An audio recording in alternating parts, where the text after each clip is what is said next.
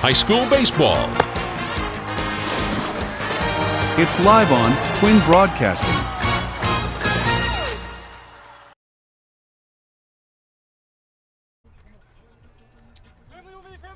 The home team getting set. The away team is in the other dugout, of course, and we have baseball action here on Twin Broadcasting Facebook Live, Twin Broadcasting YouTube Live, and on Channel 22. Good afternoon, everyone, and welcome to a very special event called Millville Baseball. Two teams that are trying to find their identities this season. Williamstown is the visiting team. The Braves are 3-7 on the year. They actually started the season 0-5. A couple of, I think it was 3 straight 10-0 defeats to start their season. But since the 0-5 start, Williamstown has been 3-2, and they come into this game with a 2-game winning streak. On the other side of things, Millville is 2-8. They're looking for, the number one thing I think they need is from that man right there, they need to get a good pitching performance where walks and hit batters do not get in the way of a good performance. Yeah, that's been a thing we've noticed from Millville this season that's kind of hurt them. Has been the pitching in terms of walks and whatnot. And we have number 19 as the pitcher, but on the mound is number 30. So we'll have to make sure that that is still the same starter that Millville put on the roster. In the lineup, that is Gabe Reef, who is pitching. Well, he's listed as number 19, but he's on Millville's roster as a starting pitcher, so I have to assume that is him. But taking a look here at the Williamstown starting lineup, these will be the men that man right there will try to stop today. So leading off, the shortstop number 14, Drew Craig. In center field, number 23, Jake Slazarski. I knew I was going to stumble over that. They had double S's. Left fielder, Matt Murphy. The DH today batting for the pitcher, Jake Manganiello. Alessio Adinolfi is the catcher. Jackson Colbert at third base. Aiden Davis, the right field. Aiden Davidson, the right fielder. Doug Pissarro, the second baseman. And Braden Kearney, what are we going with today? We'll go with Kearney. Is the first baseman. And the starting pitcher, we'll see him in the next inning, is number 11, Aiden Fair. So Drew Craig, little hand slap with his on-deck batter. Drew Craig, Jake Slazarski, and Matt Murphy will be the first 3 batters for the Williamstown Braves. Again, we invite you to follow us on Facebook Live and on YouTube. You subscribe to us. Instagram, by the way, we'd like to get a few more Instagram folks. So if you are interested in following us on Instagram, it's qbc.tv. We'd like to have all you hooked up with our Instagram. We are set to go, and the first pitch of the game coming in is right where it needs to be, strike one. Usually that means you're going to win the game, right? First pitch They strike? say that if the first pitch is a strike, you're going to have a good afternoon. 1-1 the count now on Drew Craig. Beautiful day for baseball today. Strike is called in the outside corner. And what's going to be important here for Millville in this first inning is not giving up that leadoff walk. We've seen that too many times so far this season. He remains ahead in the count 1-2. Nice job by Craig to get a piece of that one, keep himself alive. So Gabe Reef is trying to start out with that first out and get the launching of a 1-2-3 inning perhaps. 1-2 offering. Slapped, foul, and it is heading out of play to the right side. Craig doing a nice job of battling up there. Fred Melendez along with Ariel Melendez. Glad to have you with us as that pitch hits it. And that again is what we mentioned they need to avoid. They've hit many batters in our broadcast this season. You have a guy down in the count 1-2 and you throw a pitch that hits him. That's not how you want to do it. So Craig is a leadoff runner. Jake Slazarski, the center fielder, now steps in.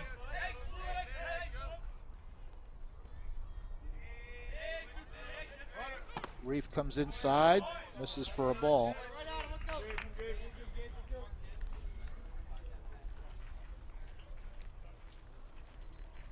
Craig taking his lead off first base. That pitch is high, 2-0.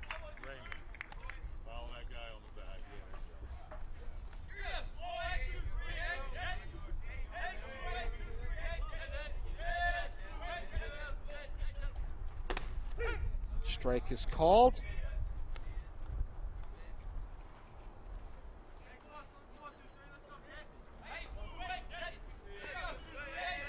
Runner from first base is Drew Craig. That one's outside, 3-1.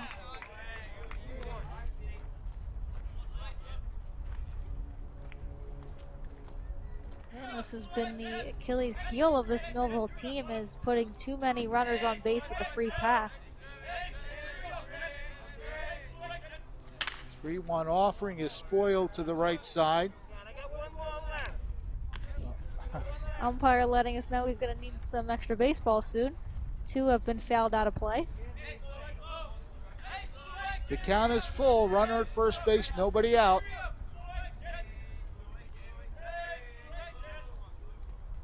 Runner breaks. Little chopper in front of the mound. This is going to be a tough play. Trying to get it across there, and just in time. Nice play by the catcher, Jacob Butcher. That's a tough play to make when it's just a few feet ahead of you like that. Yeah, that was, you could tell, I don't know that he really wanted to swing at that one. That came in well inside on him. Almost ends up beating it out, but yeah, good throw there by Butcher. And a nice grab by Middlecoff. So there's one down here in the top of the first inning. Matt Murphy stepping into the batter's box. The left fielder bats left-handed.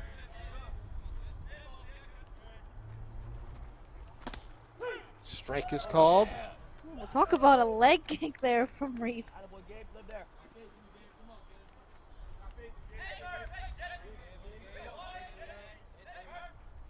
Murphy awaits the 0-1 pitch. That one sails a bit outside. Draw's keeping an eye on Craig over there, not letting him get too big of a lead.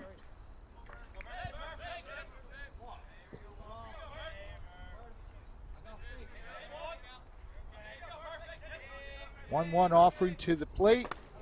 Catches the inside corner. So once again, ahead in the count.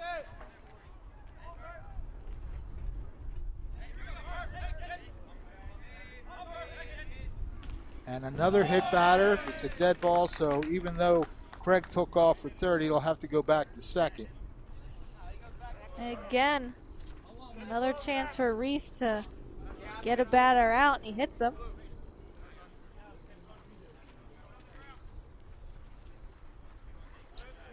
It has been an Achilles heel, as you said, Ariel. Walks and hit batters. Yeah, so good job by Butcher here. He's going to go out and talk to his pitcher, give him a little tap. Try to settle things down here before anything gets out of hand.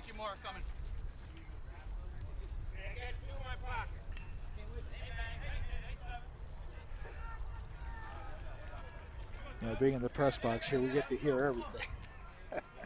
And again, we've got the field mic out there, so anyone listening may as well.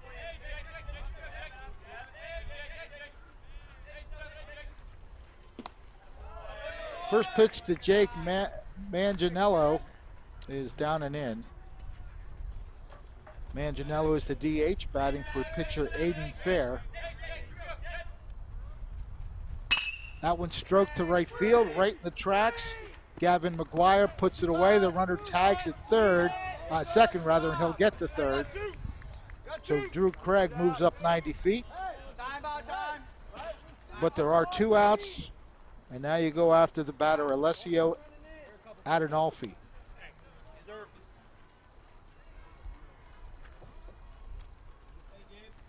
And you take a look there at the fielding alignment for Millville. Starting in the outfield, left to right, Colm O'Haron, Mario Cottrell Jr., and Gavin McGuire, who just made that play in right. And around the bases, Kevin Dick, Sergio Draz, Trevor Yeager, Brady Middlecoff, the first baseman today. And your battery, Jacob Butcher and Gabe Reef. As batter calls time here. A little bit of a slightly different look on the infield for Millville. We've seen Kevin Dick play just about every position so far this season, and Middlecoff getting the start at first. First pitch to Adinolfi is slugged to center field.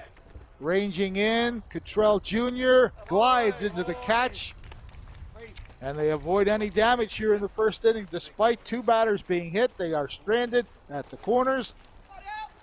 Williamstown failing to score. Millville comes up to bat for the first time when we return. It's time for sports on the Quinn Broadcasting Network. QBC brings you local sporting events, action-packed specials, and play-by-play coverage of the area's sporting activities. From Pop Warner to college sports, Quinn Broadcasting covers it all. Join us now here on QBC for today's exciting event.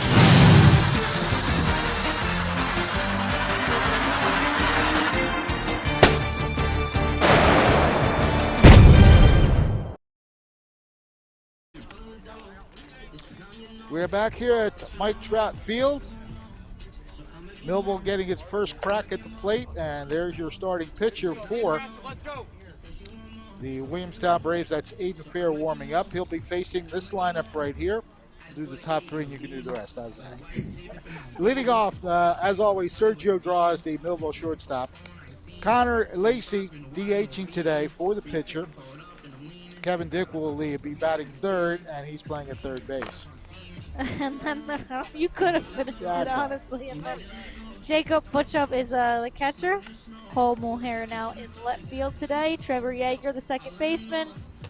Brady Middlecoff at first. Gavin McGuire, who made one of those plays out in the outfield and right field. And Mario Cottrell Jr., who made the play. I don't know why it says left field. I put center field. Yep. He's a center fielder, so Cottrell, the man who glided into that last out of the top of first, making the catch. So Millville coming up, Draws, Lacey, and Dick, the first three batters. And take a look at the fielding alignment for the Braves. Matt Murphy, the left fielder. Jake Slazarski, the center fielder. Aiden Davidson, right fielder today.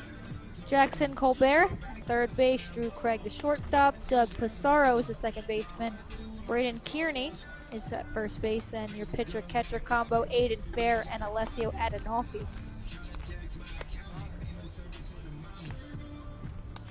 Millville will try to answer here with a solid inning of their own. Doing a good job with a couple catches in the outfield. Those two guys, well, they'll be one of the two guys to start. Lacey will bat in between them.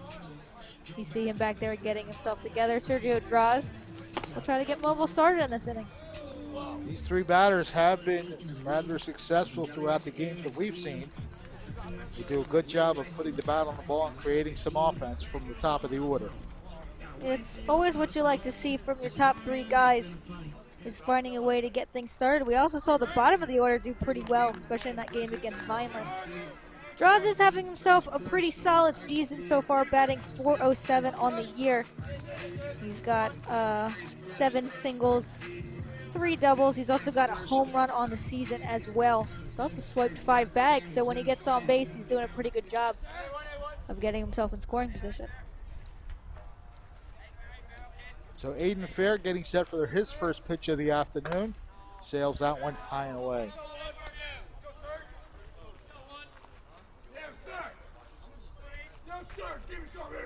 Ross trying to get the inning started with a base runner. Looks at ball 2.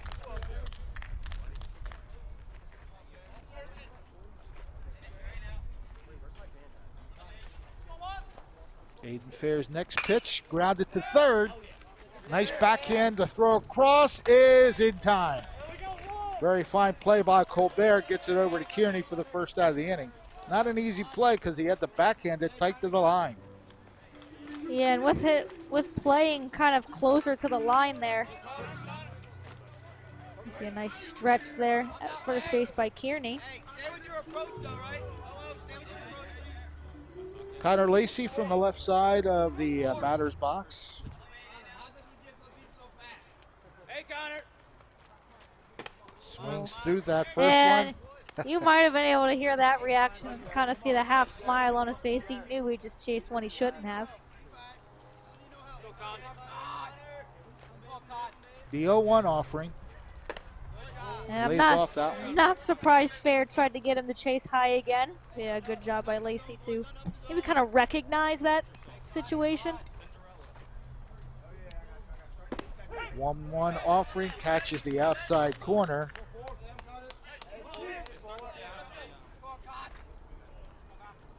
Aiden Fair very quick to come to the plate. He's set to go as he looks in for the sign.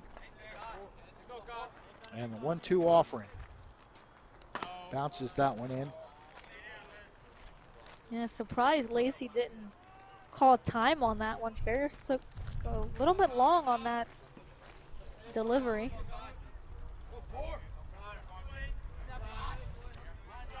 Count even to 2 balls and 2 strikes. That one sails high.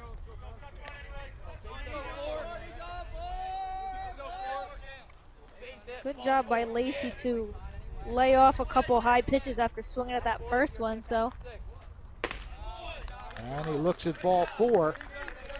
that's a tough one to take. It was in the area you might try thinking about protecting the plate, but it's called the ball, and he is on board with a 1-out walk. So Kevin Dick, who's done a really nice job with runners on base, will step to the plate. Drills it just foul. Oh, he got all of that pitch and stroked it, but just on the wrong side of the foul line. Yeah, Dick's got a couple extra base hits this season. We were here for a double and a home run. He's got a couple singles as well. He's driven in 6 runs so far this season. That is the most out of any Millville batter. So when runners are on base, Dick's doing a good job of driving them in.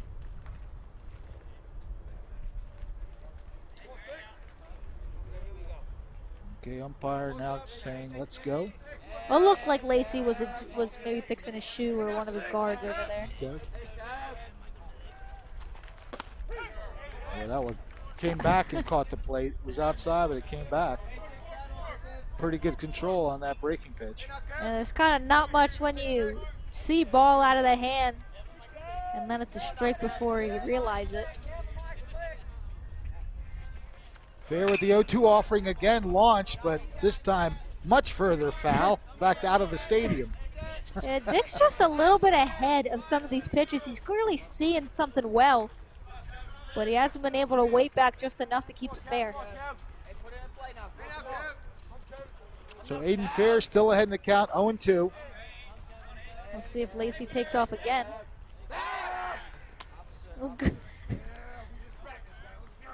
Good job of getting back. I'll say maybe it wasn't the most orthodox dive back to first base, but he got there. He got there. That's all that matters. I don't know if he stumbled on his way. You have to imagine Fair's going to keep an eye, and he steps off again. Because Lacey was off on the pitch that Dick fouled off, so. Well, he's got it tuned to that left side for sure. Yeah, he's seeing something out of Fair's hand because he's been on all of those just a touch ahead of him. So if he's able to wait back based on those foul balls, he should get a pretty good swing on it. Still 0-2, 1 out, 1 on. That was a high pitch that Dick went after, and it is heading out of play to the right side. Yeah, I think at this point, anything that Dick sees that's close, he's swinging down 0-2 in the count. If you can get a piece of it, it's what matters more. But you also don't want to help Fair out up there. Yeah, he stretched across the plate to get to that one. 0-2 still the count.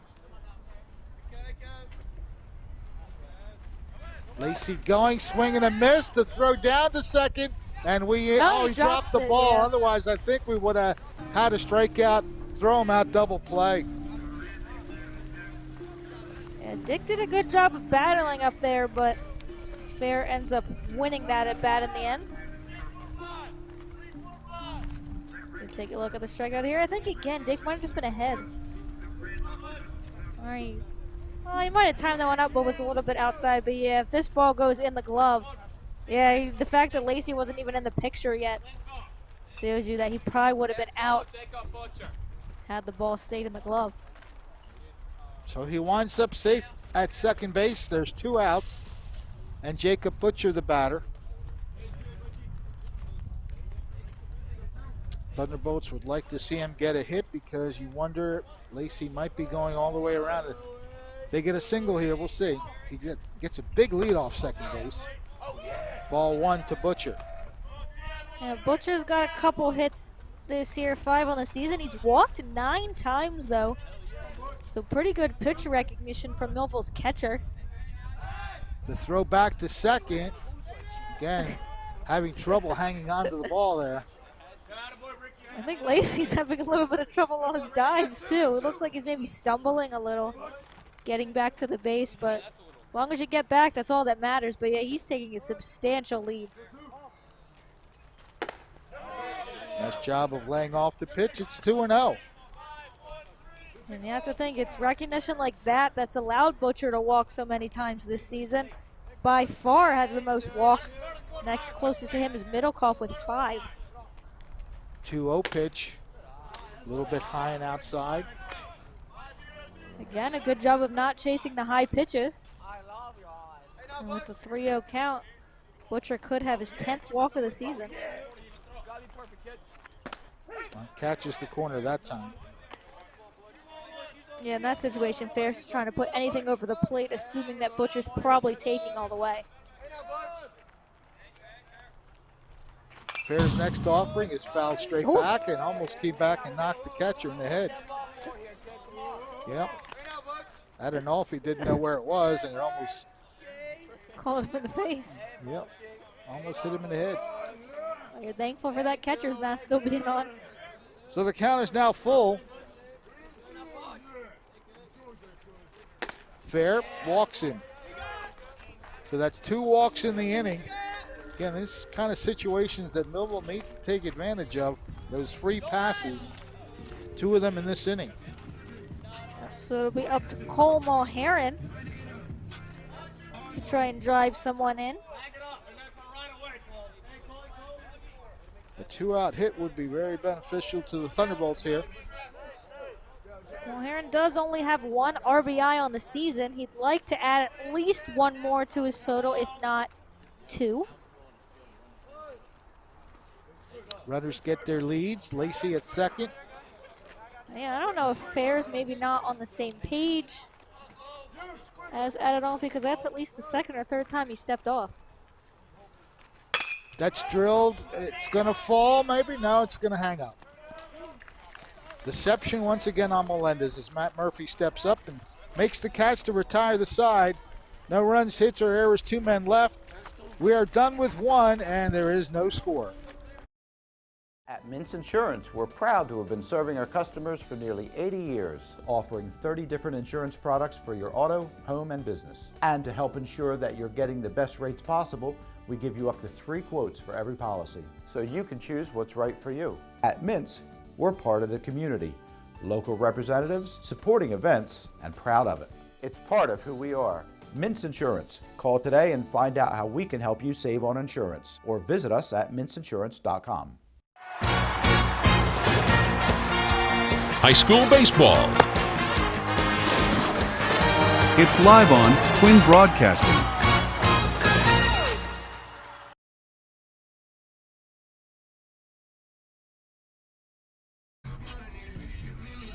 So Gabe Reef on the mound, looking to get another 0 on the board for Millville defensively. And Reef on the season hasn't pitched a ton, just 4 innings of work coming into this game. 3 hits, 2 runs, walked 2 batters, but he does have 5 strikeouts. Pretty good ratio in 4 innings. He'll be facing Jackson Colbert, Aiden Davidson, and Doug Pissarro as the first 3 batters for the Braves.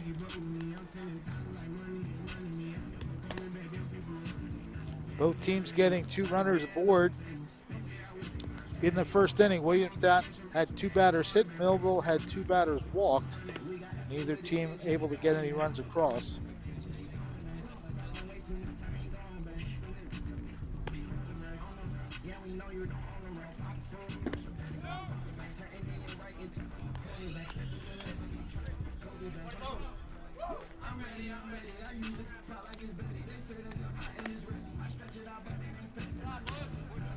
Once again, inviting you to join us on Facebook Live. You can follow us on Facebook Live.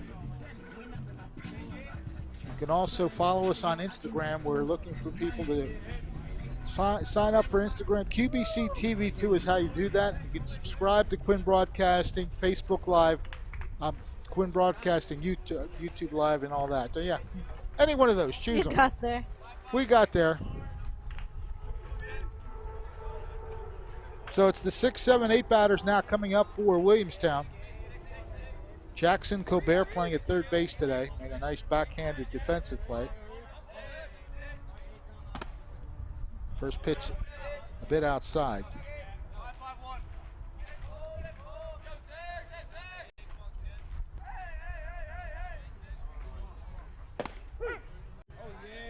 One and one the count. Yeah, that one just caught the inside corner, it looked like. Nothing Colbert could really do on that. Grief getting set for the 1-1 offering. And inside. He doesn't mind going inside, but he's hit 2 batters, so he's got to be a little bit aware of how he's going inside a little too deeply. I can tell you, Colbert is really choked up on that bat, too. Swings through that pitch. He's almost above the grip of the bat. So he's looking to get a hold of something. Count even at 2 balls and 2 strikes to the leadoff batter. That one's fouled just over our heads here. And again, we appreciate the placement of the fence.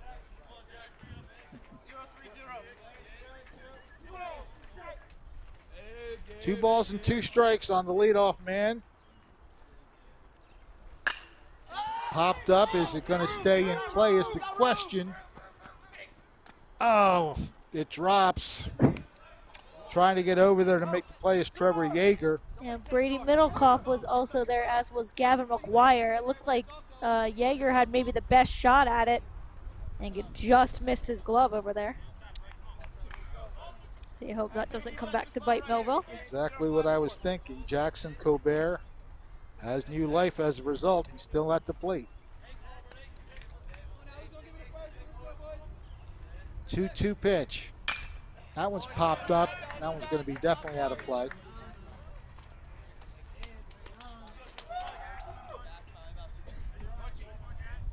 Jackson Colbert about to see the 8th pitch of his at bat.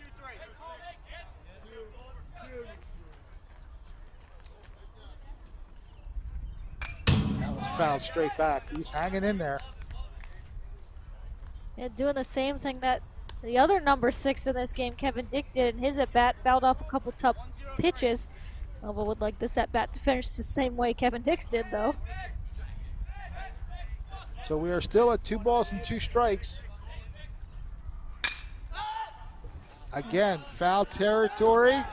And this one's going to find the other side of the right field fence. Oh, Colbert's certainly getting a workout up there, as is the Millville infield.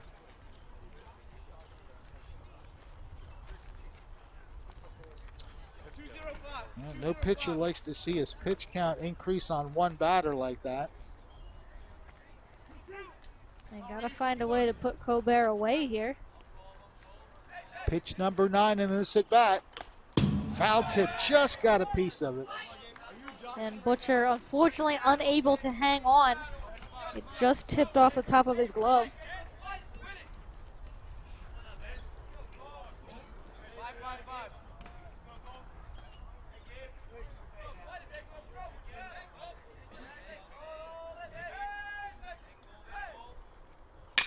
Grounded in the hole. That's going to go through for a hit.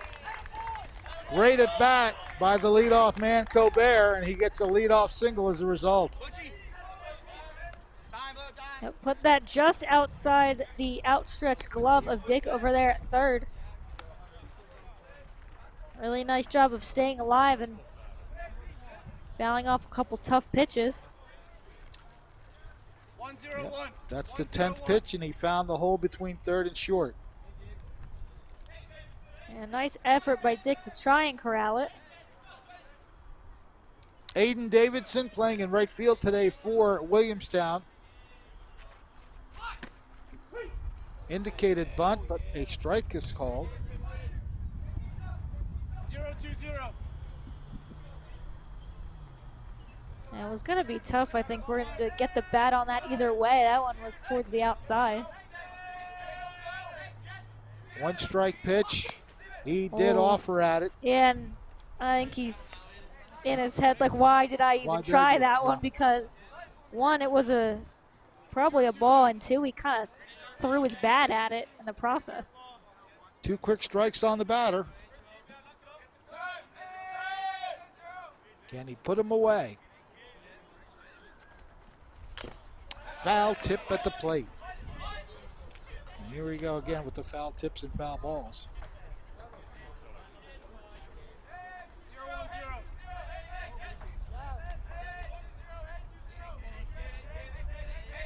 Taking his lead off first base is Jackson Colbert. Just put his ball there. Nobody's going to cover first, and it's going to be an infield single. Well, you have to decide to go for it or not. Middlecoff tried to make the play, but once it got by him, Trevor Yeager had to come a long way just to get to the ball. So, and just an excuse me kind of swing, just protecting the plate. And you can see the distance is a little bit too much for Yeager to get to. So an infield single. Yeah, that's probably one of those situations where Middlecoff just has to let Yeager get to it. Now, of course, if he makes the play, it's a great play, but he had to range a long way for that. First 2 runners aboard, I think the batter's bunting. And we're going to get a free steal and 2 free steals. And Millville's infield just not playing sharp right now. Pissarro did offer very early, which forced Millville to come in, but that's really nice base running from the Braves. Yeah, they saw 2 opportunities where the bases were not going to be covered, and they took advantage, so they get their way into scoring position. And you have to wonder if that was the whole plan from Pissarro, because he put the bunt out extremely early. Breaking pitch right there. Nice job. And we're going to have to play in on the infield now to try and cut anything off to the plate. See, draws in Yeager in on the grass. 0-1 offering outside and kicks up a little dust. Butcher's going to have to make sure to try and keep anything low in front of him. With a runner on third. To the plate. Chopper to third. Oh. You know Dick's what? got to let that go foul. I think so. I think that had a chance to go foul, and as a result, they get 2 runs. Yeah, that's one of those you have to kind of realize where you are, and that ball did look like it was possibly going to break to the outside in the foul territory. Instead, the Braves get 2 runs. It might be hard to tell on here. It had a bit of a curve, and you saw he fielded just about on top of the line. Yeah, I know he's trying to cut the runner off, but that's one of those situations where, yeah, you might want to just let that one curve out. That's going to force a meeting at the mound, though, from Fimiani, and wonder if he's saying the same thing, because he doesn't look happy with his infield right now. They've a couple of unforced errors. It's another thing we've seen from this Millville defense, is just a couple of situations where maybe they're not thinking and giving away outs and runs. Yeah, those 2 runs, they were manufactured, but they were easy to obtain if you look at it in a certain way. The leadoff single was a solid shot. The other plays, yeah, it's a tough one on Middlecoff just because he sees it and thinks he can get to it. So that one is at least a little tough, but the bunt that ends up allowing 2 runners to steal, and then that right there is tough for Millville to swallow. Gabe Reef showing some good quality on that breaking pitch, gets the strike. He's been doing a good job of getting that first strike in. Pissarro leading off first base. Still nobody out, 2 runs across. And I think the umpire called time there. Yeah. Yeah, he called time, and that turns out to be a break for Millville, because that was well stroked to left field for a hit. Not sure why that was called. That's not good. Did the batter call timeout? I wonder if the batter did, because he's like, did you not want that time? Okay. That's what happened there. Okay. So the batter actually hurt himself, Kearney. Could have had himself a single. Let's see. He sticks his hand up. No, do it. Nobody did, unless he said something. Somebody said something, I'm guessing. 1 ball and 1 strike.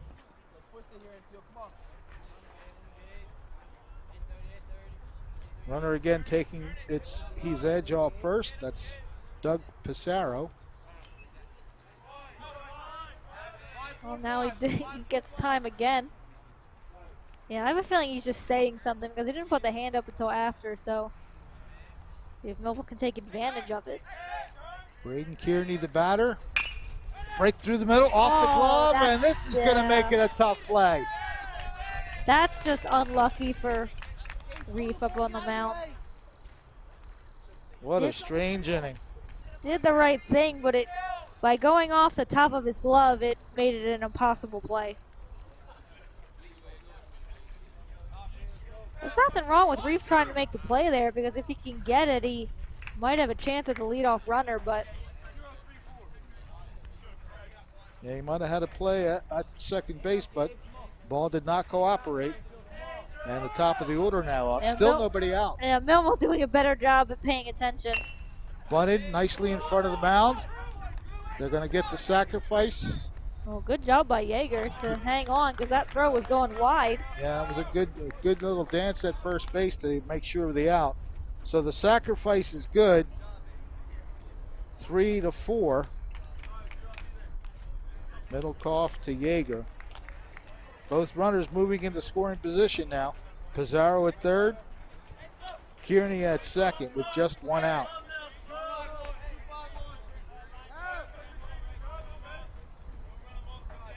Slazarski, the batter, he chopped in front of the plate his first time up and was thrown out. Nice play by Jacob Butcher, which was acknowledged by Lenny Mazzola, who was watching the game. Sorry about that. Lenny Mazzola is the person who commented on that, so we give Lenny credit for that. 0-1 pitch outside. Butcher knocks it down, trails it. No advance by any runners. Yeah, even though Slazarski was trying to get the man from third to come in, Butcher doing a good job of not letting it get too far away from him. 1-1 count on the batter. Slazarski a chance to add to the lead here. That one sails high, and it's 2-1.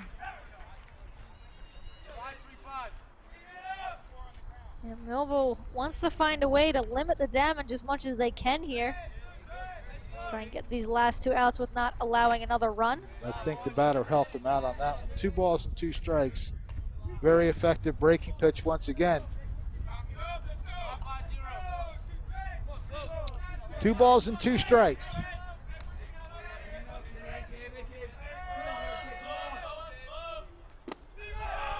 Full count now. There is a base open, but you try to get the outs when you can. A strikeout here would be very nice for Gabe Reef to accomplish. Payoff pitch. That one's notched foul, just beyond the first base fence. So we'll do it all over again.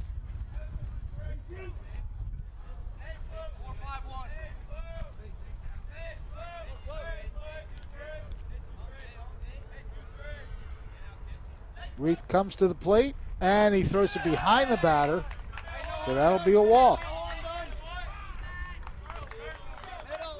The only good thing this does for Millville, it puts a force out in any bag. So if they have a chance to go home first, they're going to take it. That'll bring up the left-handed hitting Matt Murphy. He was hit by a pitch his first time up. It's not what life wants to happen again. And I think he did.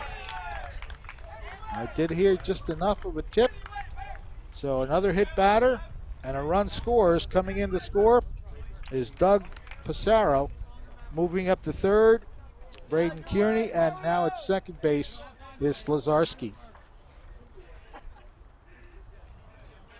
Tough way to get an RBI, but they don't ask you how you get them. 4-0-0.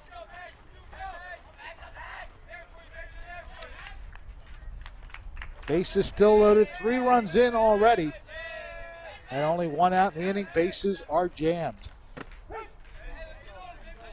Strike is called on Jake Manganiello, the DH for Williamstown. He flew out to right field his first time out. Zips it by him on that pitch, and again, Reef doing a good job getting ahead of the batter. 0-2. Now he just needs to find a way to put him away. And he just does got there. helped out. Yeah, he just got helped out big time. Yeah, that pitch was inside. But Manganiello goes for it and strikes out. First strikeout of the game for Reef. 2 outs in the inning. And now you just want to get it out and out any way you can. The Braves have batted around, though, as Adinolfi. Pitch gets away. No advance by the runner. So it's ball 1. Adinolfi flew out to Cottrell in center field his first time up to win the top of the first. Bases jammed. That's in there for a strike. 0-1-0.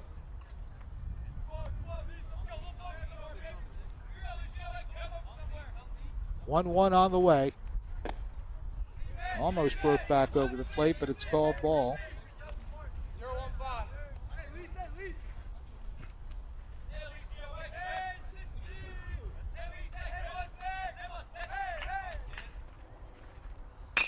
Up the middle, Draw should make the play. Nice scoop.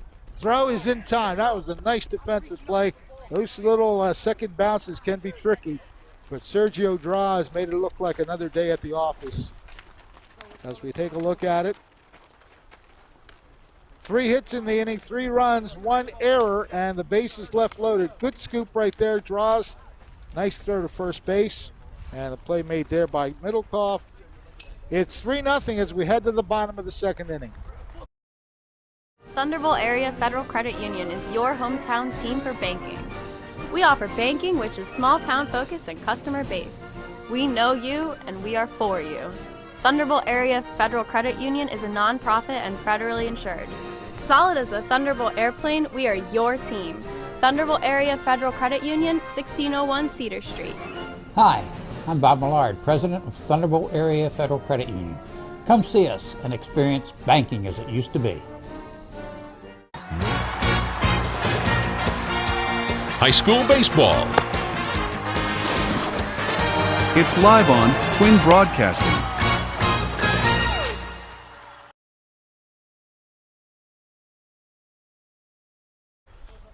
Well, the Thunderbolts have their work cut out for them after the 3-run rally by the Braves in the top of the second inning. They'll have the 6, 7, and 8 batters due up.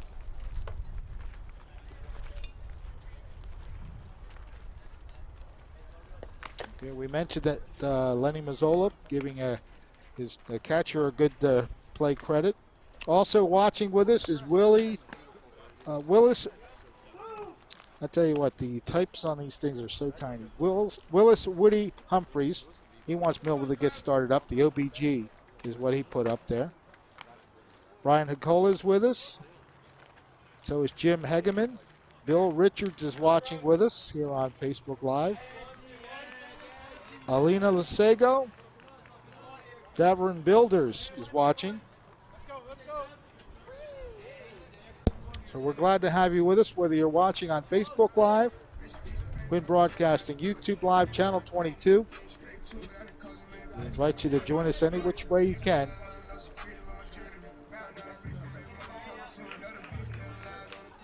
You can follow us right here, Quinn Broadcasting Facebook, and follow us on Instagram. I want to mention the QBC.com TV is how you sign up for us on Instagram, and you can subscribe to Quinn Broadcasting YouTube Live to watch there. Up the middle, and that's going to find center field. So a leadoff single by Trevor Yeager. That's the kind of thing Millville needs to get right back into this game. Good piece of hitting up through the box. Yeager was ready to hit in that at-bat. The second pitch he faced. Good hit up the middle. That'll bring up Brady Middlecoff. And pitches outside for ball one.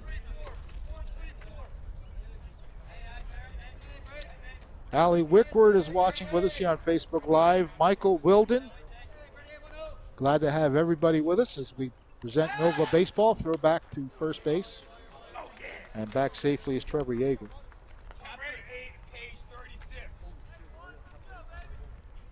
Millville wants to get its bats cooking here to get back into this 3-0 game. Outside. 2 balls and no strikes on Brady Middlecoff. The on-deck batter is Gavin McGuire.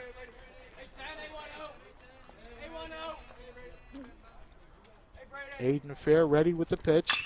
High fly ball, shallow left field, not coming in, and he's got plenty of time to range under it. Matt Murphy puts it away. That left field area in this field is hard to play because when it's sunny like this, the sun is directly in your eyes. Yeah, but it helps when the wind isn't really blowing. It's a little crisp in this press box, but based on the trees, anything high is pretty much going to stay up unless it's hit hard. 1 out, 1 on. That one's launched into shallow right field, and it's falling foul. Boy, that's a tough play for Yeager to figure out because he's got to get to second base if it drops in. But it was foul, so no harm, no foul. Well, yes, a foul, but no foul.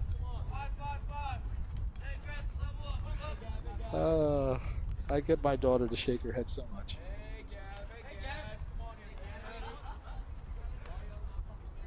One strike pitch coming up to McGuire. Oh, I thought he was going to get hit by that somehow. Yeah, I don't know how he got out of the way of that one and how it didn't even graze the jersey. It evens the count at 1 ball and 1 strike. Fouled away.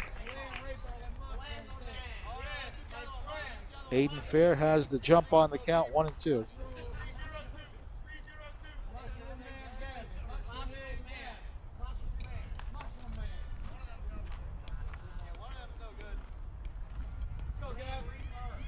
On deck will be Mario Cottrell Jr., the center fielder for Millville. Trevor Yeager at first base with 1 out. The throw over to the first base bag. Yeager gets back safely. Fair trying to use a little bit of deception, went with the high leg kick. Maybe make Yeager think he was going home, but got back in safely. Comes to the plate this time. Does not get the call. Yeah, that one hung up a little high. Good job by McGuire to lay off it. That evens the count at 2 balls and 2 strikes. Outside.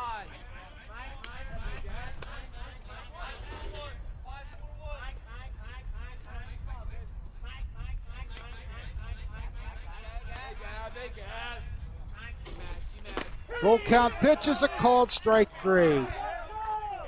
Second strikeout of the game for Aiden Fair, and he picks a good time to get that one. It's the second out here of the second inning.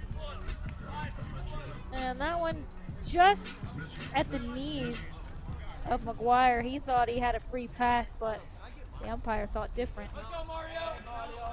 So 2 away, 1 on. Swing and a miss. That one seemed to tail away from Cottrell. Yeah, he looked like he was above that one on the swing.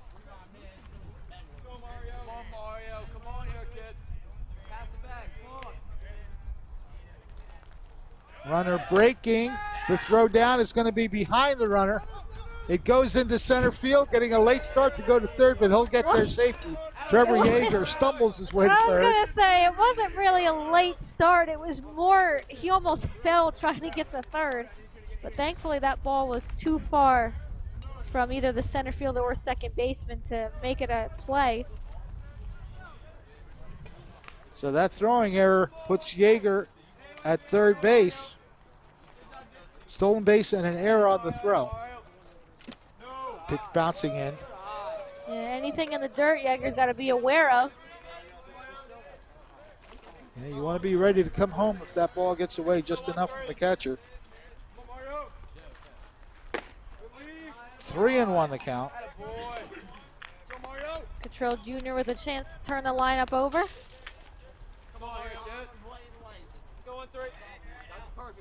Next pitch from Fair.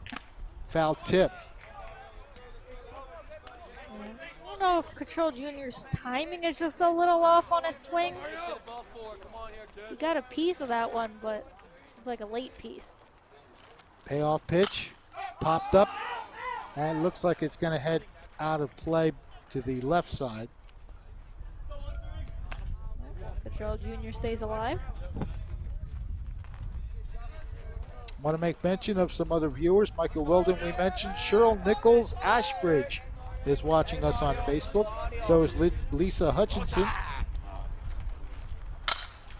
That is hit the left, but it's hanging very high. It's going to be playable, and a nice sliding catch out there by Matt Murphy, and that will retire the side. So Millville does get the leadoff single, but nothing else. They got the runner to third base, could not bring him home as we watched the last out of the inning. Got under it just a little bit and watched the sliding catch. Good run towards the ball by Matt Murphy, and he makes the catch to retire the side. One hit in the inning and one man left for Millville. 2 innings into the books, and it's 3-0 for Williamstown. Many people treat their health like a game. With Complete Care Health Network, it's easy to start your healthcare journey. Just select from our specialties and schedule online, by phone, or on our app. Our entire team communicates with one another, so everyone works together on your total health. Plus, we make it even easier with all of these additional benefits. Level up your health with us. Complete Care Health Network. No games, just great health care for everyone. High school baseball.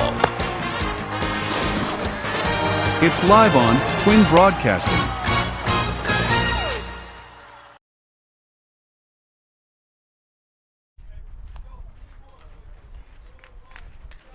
We are back live here at Mike Trout Field. It's 3-0 Williamstown. Williamstown taking advantage of an error, some infield hits, 3 hits in that first inning, and some base running that benefited them very well as well. 2 stolen bases. And the bunt that possibly could have gone foul led to the 2 runs that started that whole thing. So it's 3-0 in favor of Williamstown as we bat in the third inning. Williamstown coming up to the plate. They batted around the last time, so you don't want to let that happen a second time here. Jackson Colbert led off with a single, scored the first Williamstown run.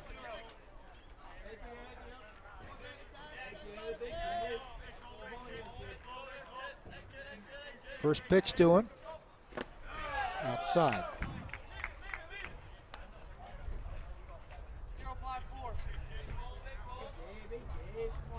Colbert will be followed by Aiden Davidson and Doug Pizarro. Strike is called on the inside corner.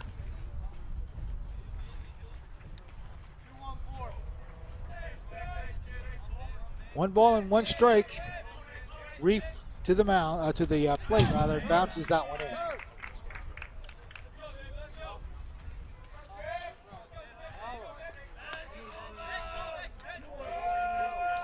Williamstown has gotten its leadoff man on base in the first 2 innings.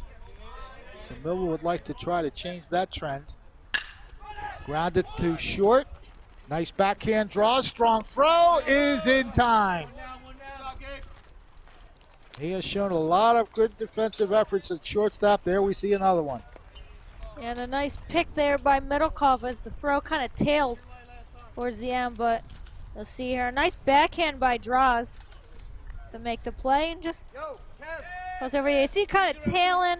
It's a good job by Middlecoff to watch it in. So there's your leadoff out. See if we can work from here as the next batter here, Aiden Davidson. He had an infield single his first time up to the right side of the infield. He also scored a run. Stole a base in that second inning. 1 ball and 1 strike.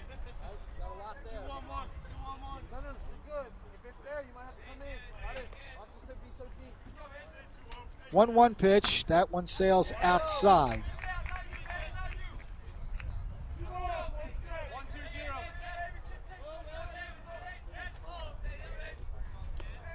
Reef ready with the next offering. That one sails high.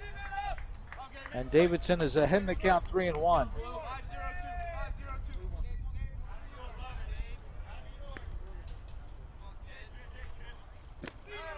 He walks on 5 pitches. Second walk allowed by Gabe Reef.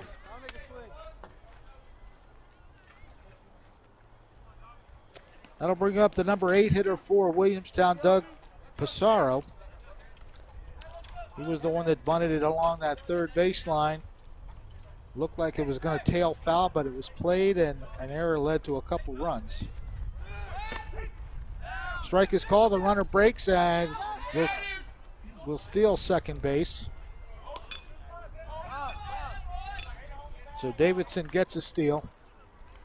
I think Yeager was trying to say that he put the tag on, but runner is safe at second. They're pulling on it.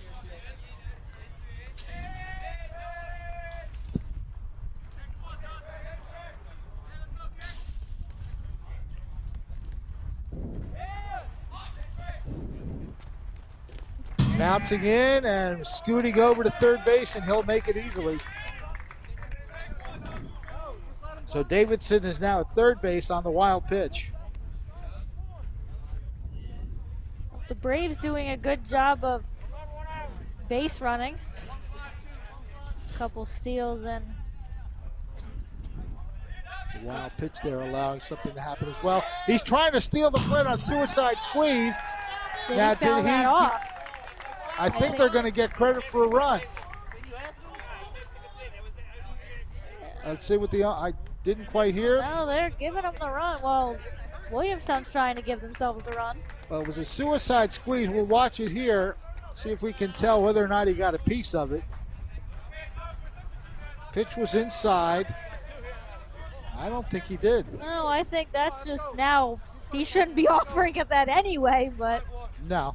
But on a suicide squeeze, you kind of have to do whatever you can to put the ball in play. So I can understand that part, but he never touched it. And therefore, it's a steal of home plate as it turns out. 4-0 now for Williamstown.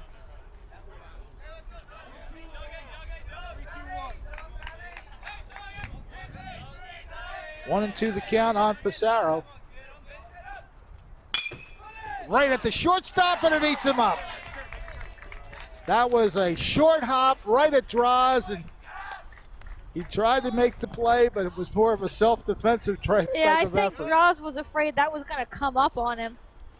That was smacked. And he's going to need a second, whether or not he just needs a minute to catch his breath, or if he got hurt on the play. Yeah, you'll see here. It's a hard hit ball at Draws, and usually a short-handed shortstop, you're a little afraid when the ball comes at you that hard. Yeah, and it short hopped him as well. Not much time to react to it. Yeah, I'm not sure exactly what is causing Femiani to come out there, whether or not, again, he's just catching his breath. He is kind of holding his ribs a little. I think it's just maybe the way he hit the infield hard. Well, Femiani's going to make sure shortstop's okay. Yeah, like Draws is going to stay in. I think he's a little bit bothered by the fact he couldn't get that one.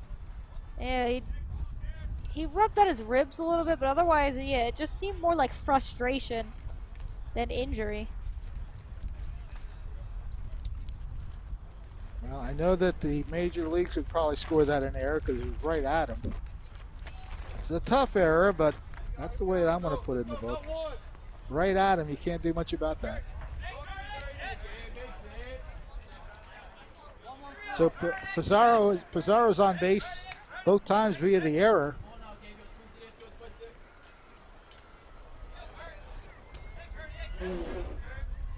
I hear Kearney, so we'll go with Kearney on the name of the batter.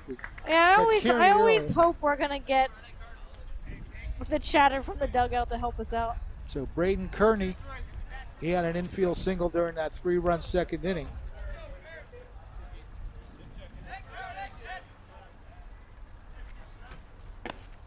Pitches outside.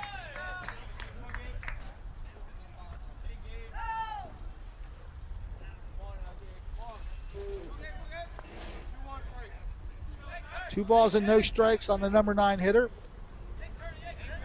At first base, you see him, Pizarro. Doug Pizarro getting a nice lead off the bag.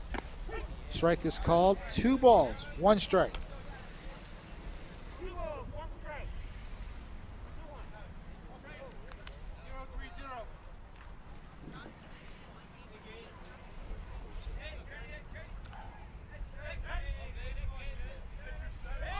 Showing bunt, and I think we got a balk.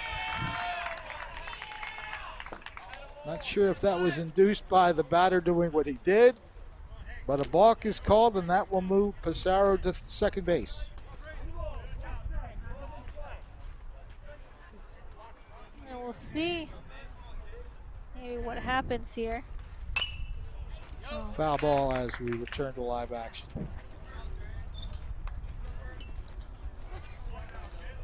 I'll try and see. He's kind of looking over there, gets set. Yeah, the little twitch mate. Well, no, it wasn't. Yeah, but it was a very late call if that was the twitch. They called a balk on that twitch. It was about 2 or 3 seconds after it. A move is a move, though. That's the thing about the balk. Oh, yeah. It's more just how delayed the call was. But it's just that ever so slight movement.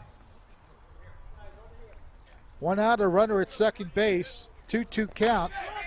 Ball is bouncing in. That'll be a wild pitch that allows Pizarro to take third.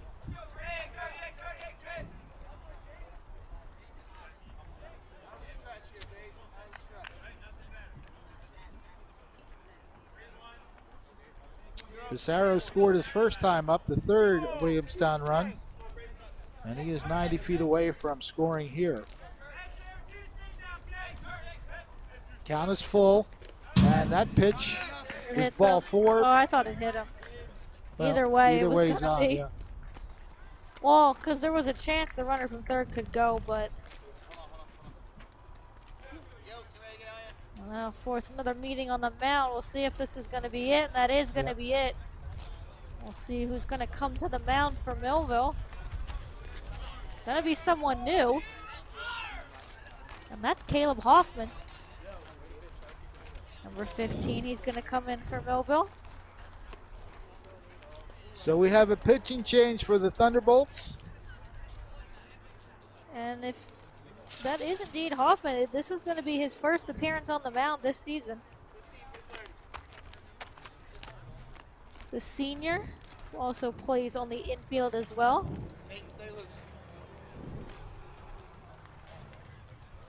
Well, this is the first, this is the first pitching for him at all.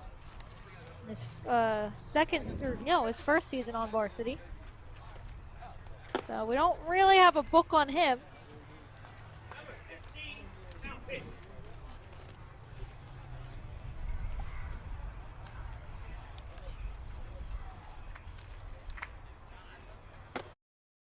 Many people treat their health like a game. With Complete Care Health Network, it's easy to start your healthcare journey. Just select from our specialties and schedule online, by phone, or on our app. Our entire team communicates with one another, so everyone works together on your total health. Plus, we make it even easier with all of these additional benefits. Level up your health with us. Complete Care Health Network. No games, just great health care for everyone. High school baseball. It's live on Quinn Broadcasting.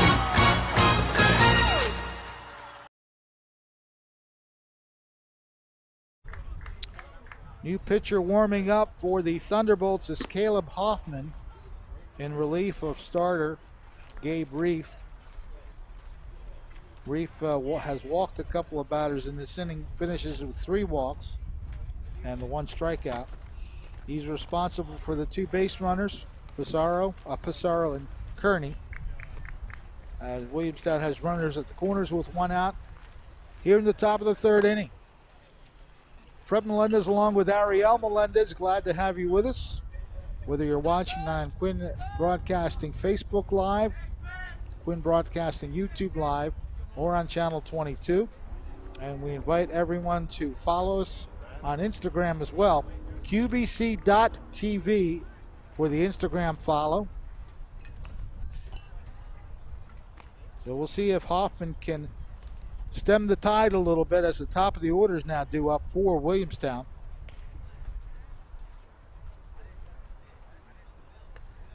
Drew Craig was hit by a pitch his first time and then sacrificed his second time up, so he is officially 0 for 0.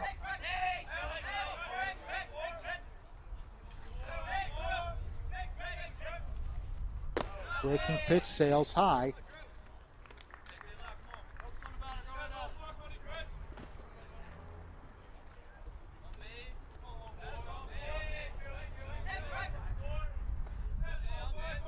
Hoffman at the belt, comes to the plate, gets a strike called. And again, we don't know anything about Hoffman on the mound. His first pitching appearance here this season for the Thunderbolts. He looks at the runner at first base, comes to the plate. That one's fouled away. And Hoffman would like to leave those runners stranded on the corners if he can. Ahead of the batter here, Craig, 1 and 2. Jake Sluzarski is on deck, the center fielder for Williamstown. 1-2 on the batter. Just inside and taking off from first base and cruising into second is Braden Kearney. It didn't seem like a straight steal either. It seemed like he was kind of delayed on it. So probably one of those delayed steals, but he gets in easy. So now we have 2 runners in scoring position for the Braves. 1 run across already. Swing and a miss. That is a big K right there for Hoffman. That's the second out of the inning. And he got helped out there by Craig. That one was well inside. And Craig just tried to fight it off, but chance to get out of the inning. Jake Sluzarski, the batter. He is 0 for 1 officially. He's walked. And he was also thrown out by Butcher on a little chopper in front of the mound in that first inning. So runners at second and third, and there are 2 down. Sluzarski looks at the next pitch. 2-0.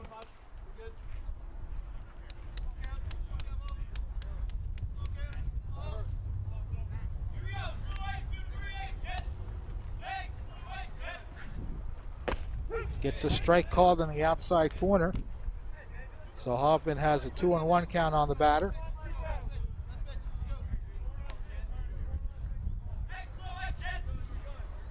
Quick work to the mound. Strike 2 is called.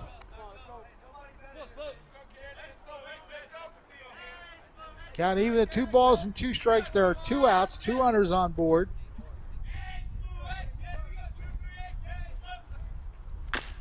Chopper foul.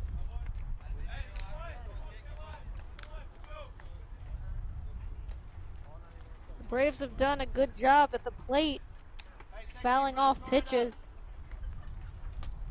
And a lot of times they end up winning the at-bat, so Hoffman wants to try and end that trend here.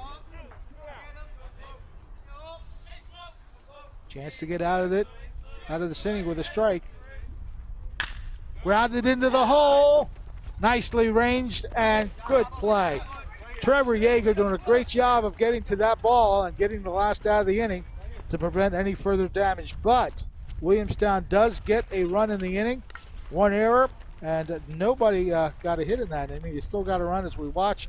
A nice range to his left. That looked like it might have gotten through, but Yeager delivers. And we are going to the bottom of the third inning. It's 4-0 Williamstown. Life on Earth offers some challenges. Things are constantly changing. Seems like we're fighting battles all the time. But you're a warrior for God. And He's given you the armor of God. Join Pastor Myers for this exciting series on how to be equipped to win. It begins May 5th at 11 a.m. New Life Church, Millville, New Jersey. At Minson. High school baseball. It's live on Quinn Broadcasting.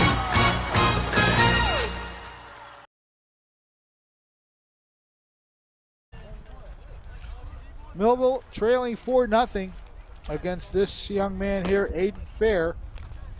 Completes his warm-up pitches as we get set for the bottom of the third inning. The top of the order is due up for Millville.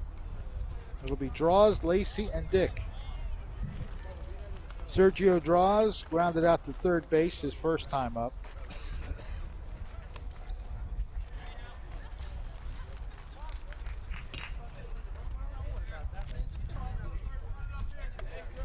So far on the day,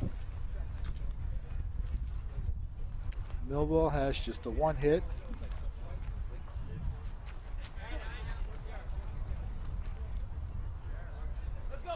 Sergio Draws, the Millville shortstop, getting set to face his first pitch. Outside, ball one.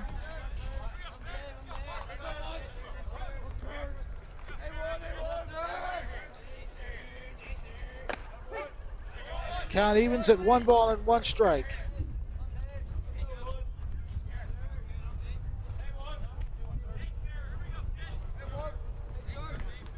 Fair steps off the mound. Rubber.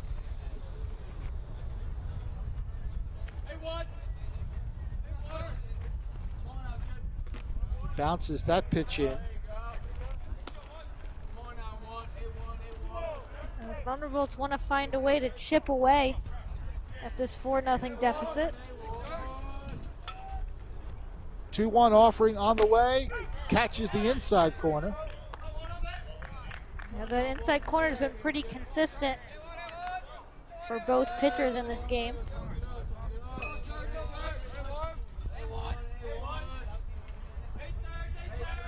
Pitch to Draws, little low. So the count goes full on leadoff batter Sergio Draws here in the bottom of the third. That one's launched foul, way foul.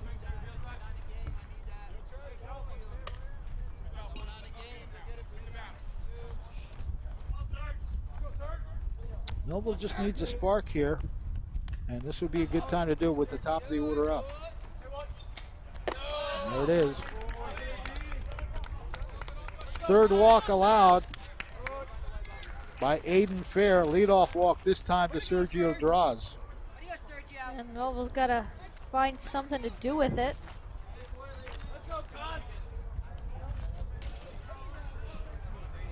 Lacey walked his first time up, stole second, but was left stranded.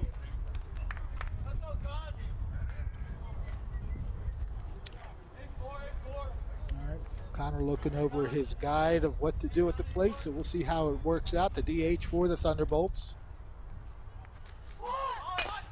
Chopper of a bunt, that'll definitely get Draws to second. The throw is in time, so a very successful sacrifice. And can't do it any better than that. Made sure it got enough away from the catcher where it wasn't going to be, or there wasn't going to be a chance to have a play at second. Good job squaring that one up. Yep. That bounce as well helped a little bit. Swing and a miss by Kevin Dick. Yeah, I don't think he was very happy with himself for swinging at that one either. Well, you like to be aggressive, but you also want to be smart with your aggression, and that strike probably could have been a ball easily. That one sails outside, 1-1. Sergio draws, going back to second base, you can see right there, number 1 in your program for Millville.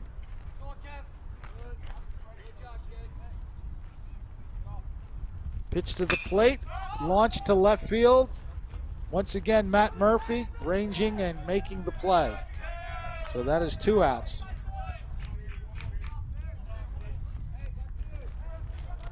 Jacob Butcher, the last chance in this inning potentially for Millville.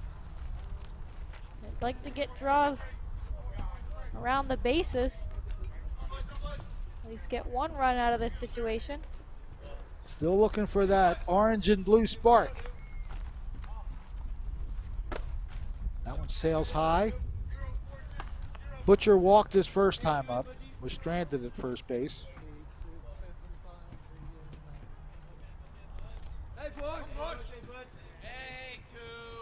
Aiden Fair looks back at the runner. Popped up, and that one's out of play behind us.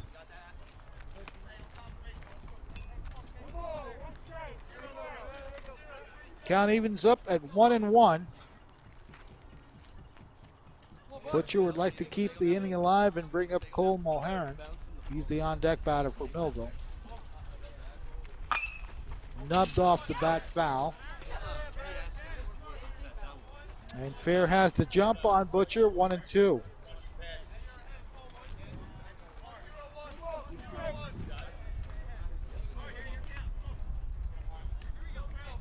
Draws at second base. 2 gone. He's running towards third. Pitches high. The throw to the third base area. Good backup. Otherwise, Draws would have scored easily. Good backup by the shortstop there, Drew Craig, as the throw to third base handcuffed Jackson Colbert.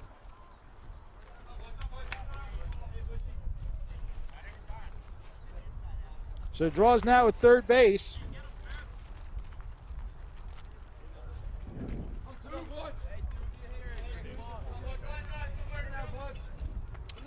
Jacob Butcher now a good chance we can get a hit to bring in Millville's first run. And he swings through it. Strikeout for Aiden Fair. That is his 3rd K of the day. So in the inning, a walk, a leadoff walk. Draws gets to third, but that is as far as he goes as the next 3 batters are retired. And we are through 3 innings of play. It's 4-0 Williamstown. At Mintz Insurance, we're proud to have been serving our customers for nearly 80 years, offering 30 different insurance products for your auto, home, and business. And to help ensure that you're getting the best rates possible, we give you up to 3 quotes for every policy, so you can choose what's right for you. At Mintz, we're part of the community, local representatives, supporting events, and proud of it. It's part of who we are. Mintz Insurance. Call today and find out how we can help you save on insurance, or visit us at mintzinsurance.com. High school baseball. It's live on Twin Broadcasting.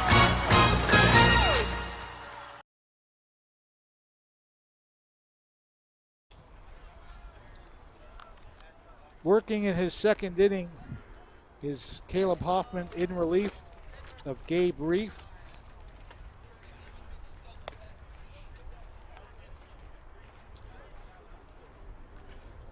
First 3 batters for Williamstown, 3, 4, and 5 hitters. Matt Murphy, Jake Manganello, and then the number 5 hitter catcher Alessio Adenolfi.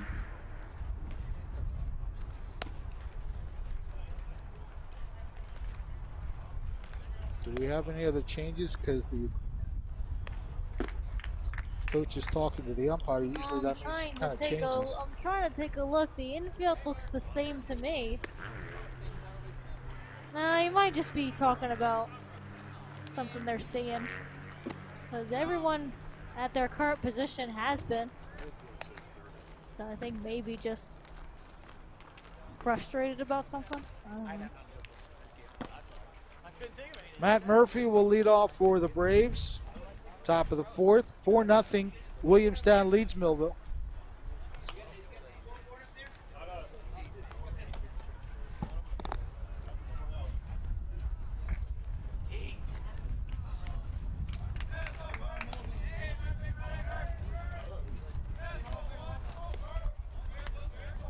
Just about set to start the fourth inning.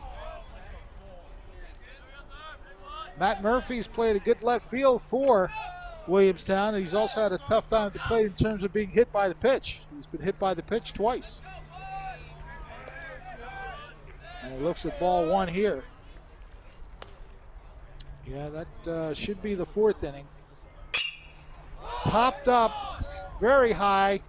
Draws is ranging under it and makes the catch for the first out of the inning.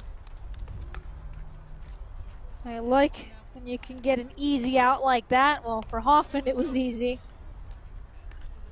For Draws maybe not so much, but this is still a close enough game for Millville to get back into. You just want to see some juice on offense. They really haven't had that through the first three innings. Pitch sails inside for ball one on Jake Manganiello. It's one of those names I have to hesitate because it's just that's me with Slazarski. I got to think about it. Next pitch to Manganiello. Maybe if I say it enough, it'll be a routine. You gotta go with it. You gotta be quick, and if you're wrong, you're wrong. He is the DH for Williamstown. He flew out to right and struck out 0 for 2. And he's got a 3-0 count.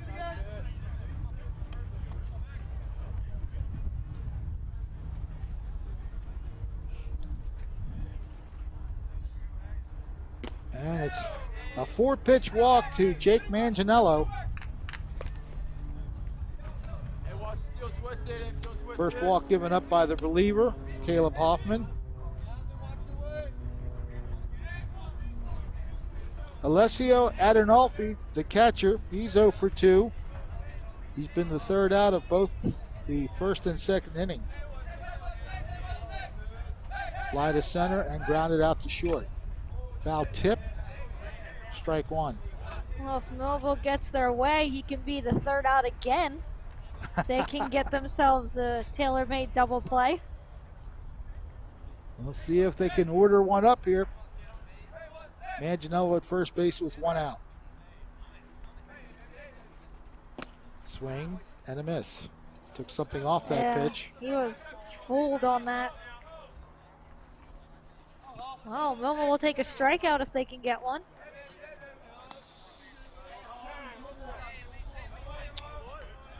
Umpire calling for time. Oh, the batter did. Adinolfi did put the hand up. Want to welcome Jim Parrott to the broadcast, watching on Facebook Live. Chopper at the plate, foul ball. Yeah, I think he just fouled that one off his foot. As he kind of hobbled as he took a few steps away.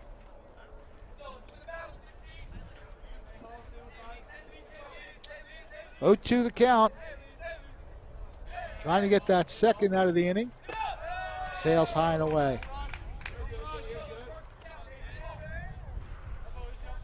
You don't want to let Adinolfi get back in the count.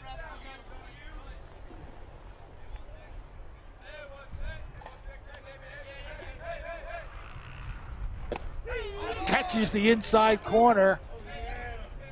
Second strikeout for Hoffman. He's faced 5 batters and he struck out 2 of them. So that's the second out of the inning. Well, what you can say is the inside pitch has been called consistently. I think the video there spoke for itself, but you like when an umpire is consistent at least. Jackson Colbert singled his first time up, scored the first run for Williamstown, also grounded out to Sergio Draws at shortstop. That's a shallow, getting in and making the play. The right fielder, Gavin McGuire, makes the catch. So just a walk in the inning, and that walk was stranded. We head to the bottom of the 4th inning. It's still 4-0 Williamstown. Thunderbolt Area Federal Credit Union is your hometown team for banking. We offer banking which is small town focused and customer based. We know you and we are for you. Thunderbolt Area Federal Credit Union is a nonprofit and federally insured. Solid as a Thunderbolt airplane, we are your team. Thunderbolt Area Federal Credit Union, 1601 Cedar Street. Hi, I'm Bob Millard, President of Thunderbolt Area Federal Credit Union. Come see us and experience banking as it used to be. Many High school baseball. It's live on Twin Broadcasting.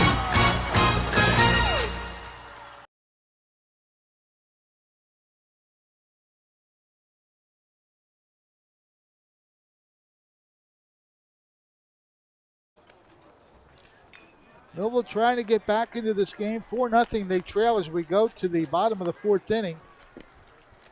They've had 5 batters in the first, 4 batters in the second, and 4 batters in the third. So offensively, not too much has been generated.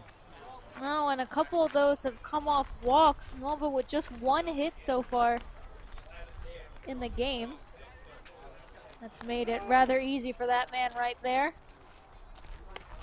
Aiden Fair hasn't really been in any trouble so far. The closest is maybe Draws getting to third on the stolen base, but Yeager also got to third base in the 2nd inning. He hasn't had a whole lot of trouble his way. Just 4 base runners for Millville. We'll see if the middle of the order can get that changed around a bit. 5, 6, and 7. Cole Mulheron flew out to left field to end the 1st inning, his first time up. And on deck, Trevor Yeager with the only hit for Millville so far.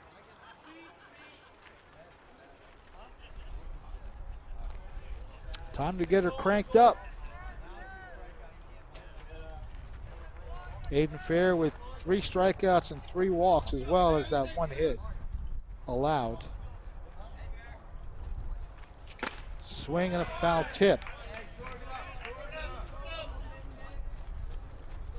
Mulheron trying to be a little aggressive on Fair.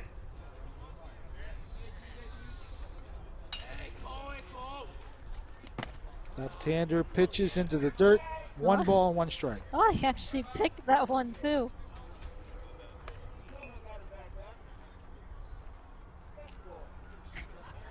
Oh, yes, it is. Having a good time with this umpire back here. Told the catcher to catch the ball next time. He doesn't want to have the ball hit him. Why? Why would he want that? Strike is called. 1 and 2. You like when the umpire can have a little bit of fun too.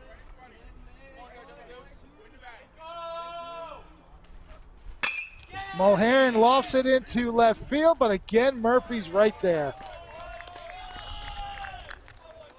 Line out to left. Murphy makes the play.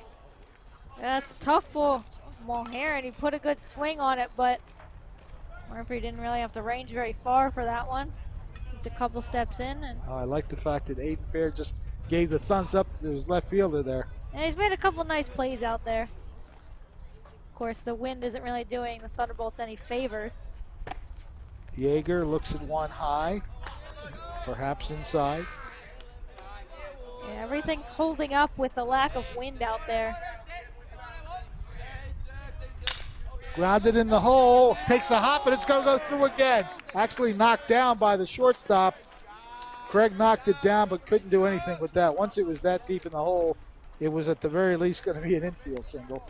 Yeah, so Yeager with both hits now for Millville. He's holding up his end of the bargain. A 1-out single, and that brings up Brady Middlecoff. Murphy made an out of him in the 2nd inning. Just need those consistent hits, 2 or 3 hits in a row, and then see what Millville can do.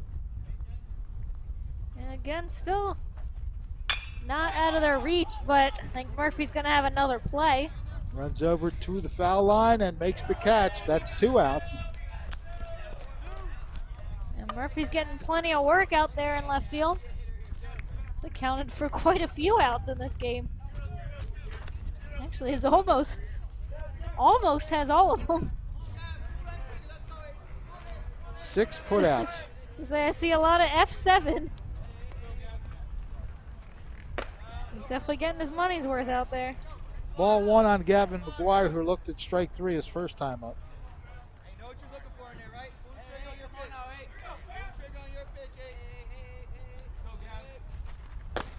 Outside, 2-0. Getting deep into this ball game, and Millville's got to find a way to get a rally going somehow. Right there is a 3-0 count, so you figure there will be no swing on this next pitch. Yeah, we'll see if he's got the green light or not.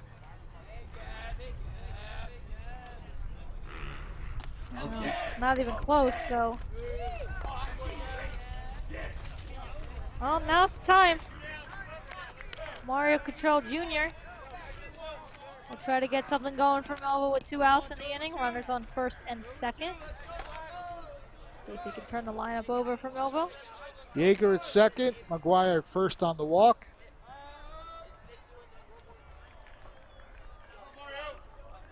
Mario Cottrell Jr. actually wound up fouling out to Murphy in left field on that sliding catch.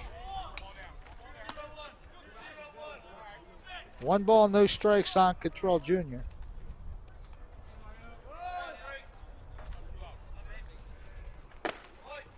Two and 0. Fair having a tough time finding the strike zone right now. That's 5 straight out of the zone. That's why his catcher's going out to give him a bit of a breather. Alessio Adenolfi coming out to talk to Aiden Fair. So we got this, Just give me a strike.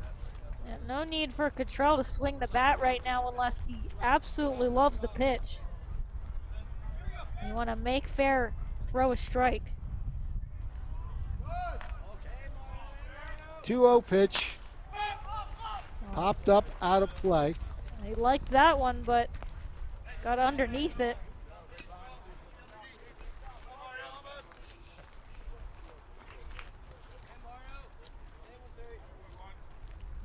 Cottrell Jr. can find a way to get on base. Sets up a unique situation for the Thunderbolts. Well, he's 3-1 now.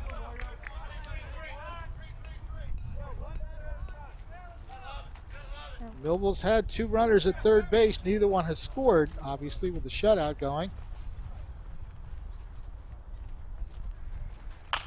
A little nubber towards second base. The throw to first is in time. So Pizarro makes the play to Kearney, and that'll retire the side. 1 hit, no runs, 2 men left on base. We are through 4 innings of play, and it's 4-0 Braves over the Thunderbolts.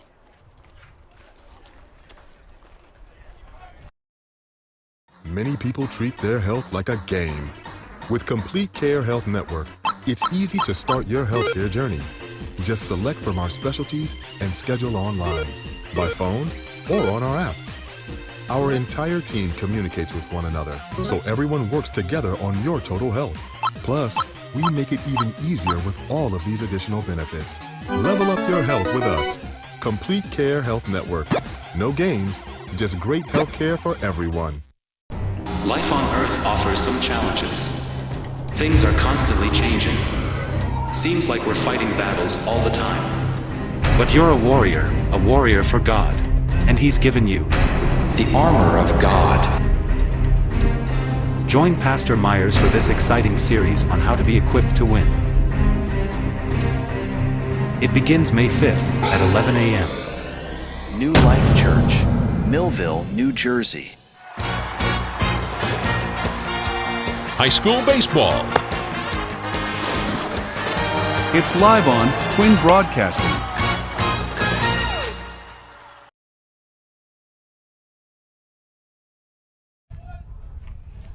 Caleb Hoffman working in relief of Gabe Reith. Heard somebody in the crowd saying, "You're doing a good job, Caleb. Keep it going." Yeah, he's done his part on the mound in relief. He's retired 5 of the 6 batters he's faced, 2 strikeouts, 1 walk. He's certainly helping keep things where they are. He'll try to do that in his 3rd inning of work. Be a good spot to do it as the bottom of the order is up for Williamstown. 7, 8, 9, Aiden Davidson, Doug Pizarro, and Braden Kearney. Strike is called.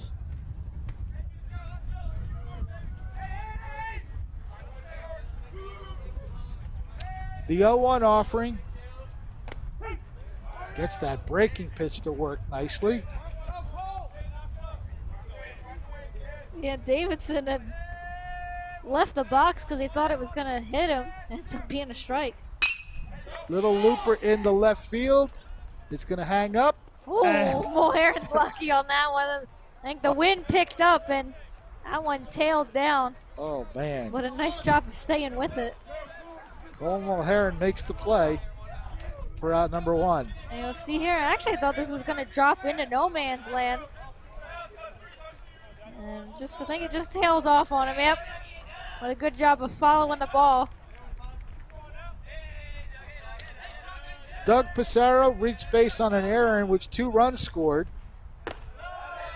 That was that bunt along the 3rd baseline. He's also reached base on another error. The shot that was right at Draws at shortstop, and it short hopped him right into left field. Grounded foul along the right side. 1 ball and 1 strike.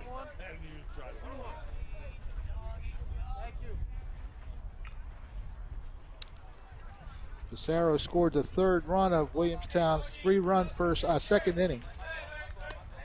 They've added a run in the 3rd, and that's been all the scoring.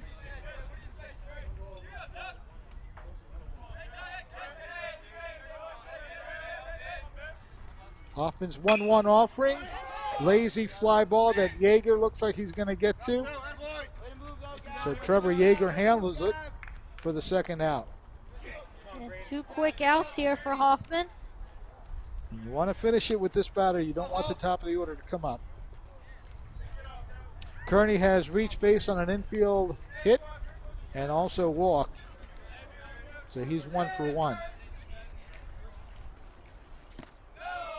Ball 1.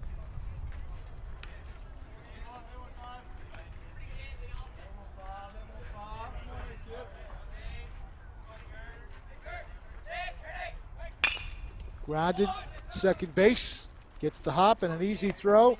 So Yeager makes the play once again, the middle cough, and for the first time today, the Thunderbolt defense has a 1-2-3 inning. Again, a good job by Caleb Hoffman to induce the little chopper to second base, and Yeager handles it from there. So we head to the bottom of the 5th inning. It's still 4-0 Williamstown.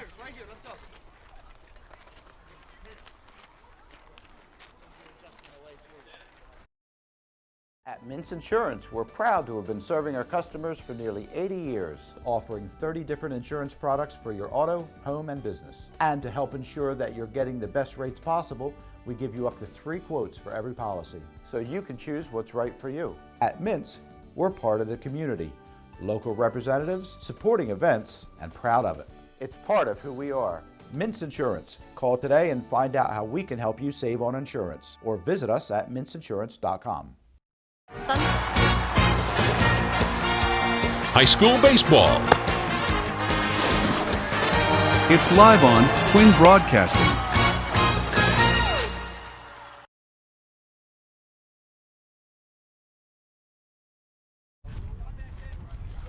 We head to the bottom of the 5th inning here at Mike Trout Field in Millville, New Jersey. The Braves of Williamstown with a 4-0 advantage over the orange and blue. Top of the order up for the Thunderbolts, Draws, Lacey, and Dick. They led off the game. Of course, the bottom of the 1st. They led off the bottom of the 3rd as well. Now they lead off the bottom of the 5th. Trying to change the fortunes of the offense here as they just have the 2 hits.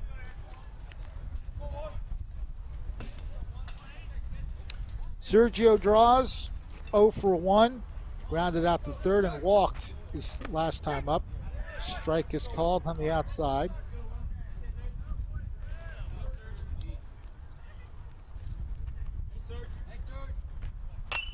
Fouled straight back. So quickly, Aiden Fair has an 0-2 count on the batter.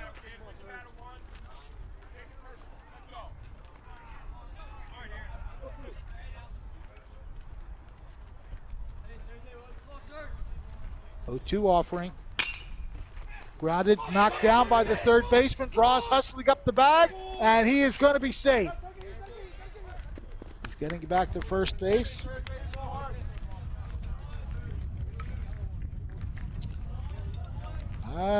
Let's see. I'm getting another look at it here. I think that's an error. That's an error, yeah. He knocked it down, but had he fielded it cleanly, he had a pretty good chance to get the batter, so we'll give that an error. Sorry, Serge. Hey, if he can get on base, he'll take it. But it's a leadoff runner, and for the second straight inning, Draws has led off by getting aboard. Now Connor Lacey has walked and sacrificed, so he does not have an official at bat yet. Be nice to get one right here and get the offense to juice itself up a little bit. Runner breaking, pitches inside. Sergio Draws has an easy stolen base. And Lacey wasn't happy about something on that pitch. I'm thinking he just didn't like the fact of how inside it was. He's got a 2-0 count to his favor and a runner in scoring position.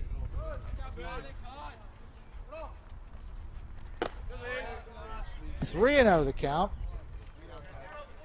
As much as Lacey would like to get on base here, I think he'd like to put a charge into a pitch. 3-0 the count. The strike is called. Not the kind of pitch he would swing. Yeah, there was nothing Lacey was going to do on that. If he was going to get a piece on it, he was probably going to ground out. So it's 3-1 to Connor Lacey. And he does draw the walk. Second time that Lacey has walked today. That is the fifth walk given up by Aiden Fair. Good opportunity here for Kevin Dick with runners on first and second. Again, you can watch us on Facebook Live and YouTube Live and on Channel 22. We welcome the Cumberland County Bullies are watching. Speaking of them, we'll have them on the air tomorrow. They are undefeated on the season over there in the Northeast Atlantic Football League, and they face their closest rivals in terms of the standings, the 5-1 New Jersey Militia. That should be quite a contest, and we'll have that one for you tomorrow afternoon. So tune in for that. That should be quite a ball game. 1 o'clock. Not 4 o'clock. Most of our games have been 4 o'clocks, but 1 o'clock tomorrow. Grounded in the hole. Oh, actually, no. Good play by the third baseman. That looked like it was going to go in the hole, but ranging across and making the play is Jackson Colbert. Who might, I don't know if he was just high-stepping for dramatic effect. I don't know if he got a cramp or something. He gets the out, but he's not walking very well. Oh, maybe Kevin Dick got his foot. And they're going to check on him over there at first base. I think Kearney might have gotten his foot stepped on by Dick on that play. Well, the important thing for Millville is they now have two runners in scoring position as Draws moves up to third base and Lacey takes second on that ground out. And less than 2 outs in the inning, you have to find a way to get at least Draws home. Butcher's got a walk and a strikeout in this game, so officially 0 for 1 on the day. As Kearney again still shaking out that left foot. But he's going to stay in. It's a little chilly out there, so I think that doesn't feel good. Doesn't feel good anyway, but anytime if it's a hamstring pull or well, no, it looked like Dick got his it looked like Dick stepped on his foot, because as soon as Dick crossed the base, that's when Kearney jumped. Foul ball. It's another good opportunity for Millville. They've had runners on in every inning. Well, 2 runs are ready to come home, and Jacob Butcher hoping to deliver them. 1 ball and 1 strike. You can't keep letting opportunities like this pass you by, especially as we get late in this game. Draws taking his lead off third. Lacey at second. Pitch is high, 2-1.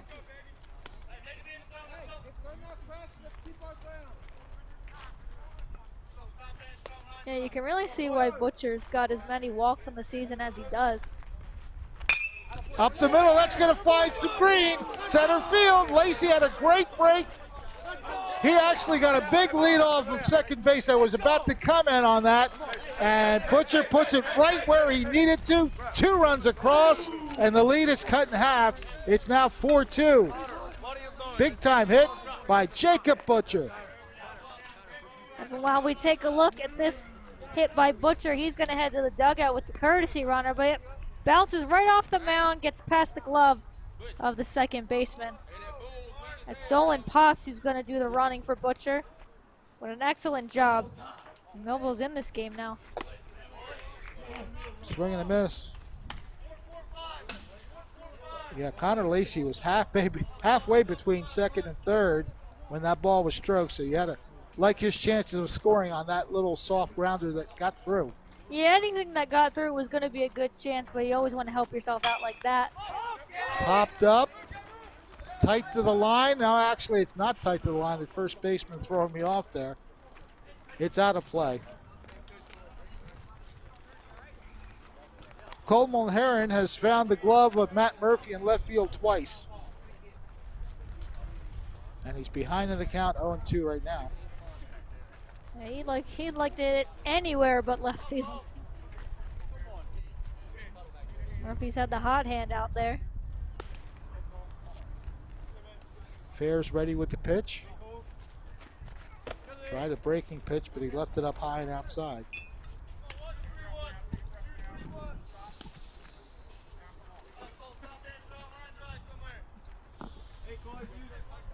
Millville with a clutch 2-run single by Jacob Butcher, now back in the game, 4-2. Just 1 out here in the bottom of the 5th. 2 balls and 2 strikes.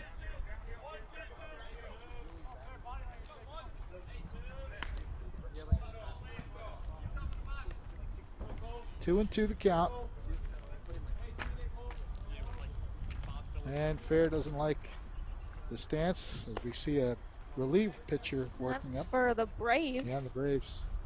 See if we can find a number 25 on their roster. We should. So that might be it for Fair on the day. Number 25, Anthony Sampano. I don't usually see the away team warming up on the home team side. Full count now on Mulheron.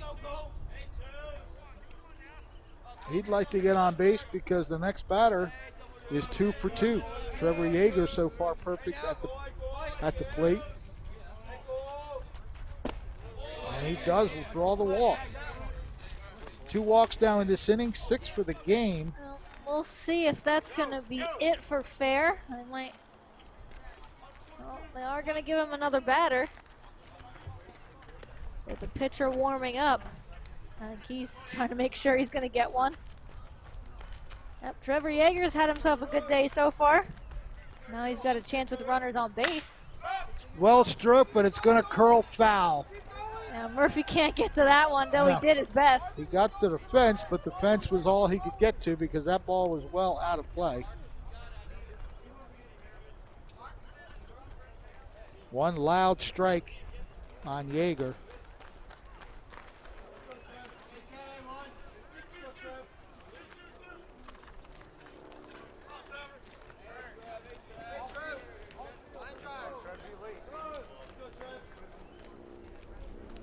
Fair steps off.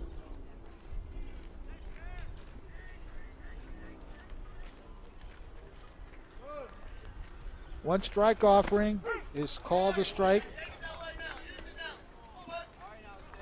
Yep, So Yeager in an 0-2 hole here. Try to keep himself perfect on the day. Yeah, out of the hand, you could tell that one wasn't anywhere close. Yep. Fair left, no doubt that was going to be way outside. 1 ball and 2 strikes. Up the middle, it's going to fall in. Will the runner break it? Oh, it's Bobble. He'll score easily. Runner goes to third. So coming across the plate is the pinch runner, Potts. The courtesy runner scores. Going all the way to third base is Cole Mulheron. 3 for 3. Trevor Yeager, and he brings Millville within 1. And that should do it for Fair on the mound. You take a look here. Went up a little bit on it, but got enough of it to drive it out. And yep, that bobble right there made it certain that Potts was going to score. Coach Tremiani was sending him either way, but made it much easier. So we will have a new pitcher on the mound for the Braves. That's number 25, Anthony Sampano. He will try to get the Braves out of this inning, but we'll let him get warmed up. Millville with a couple runs across in this inning. Cutting this deficit 4-3. We'll be right back. Thunderbolt Area Federal Credit Union is your hometown team for banking. We offer banking which is small town focused and customer based. We know you and we are for you. Thunderbolt Area Federal Credit Union is a nonprofit and federally insured. Solid as a Thunderbolt airplane, we are your team. Thunderbolt Area Federal Credit Union, 1601 Cedar Street. Hi, I'm Bob Millard, President of Thunderbolt Area Federal Credit Union. Come see us and experience banking as it used to be. Many people treat their health like a game. With Complete Care Health Network, it's easy to start your healthcare journey. Just select from our specialties and schedule online, by phone, or on our app. Our entire team communicates with one another, so everyone works together on your total health. Plus, we make it even easier with all of these additional benefits. Level up your health with us. Complete Care Health Network. No games, just great health care for everyone.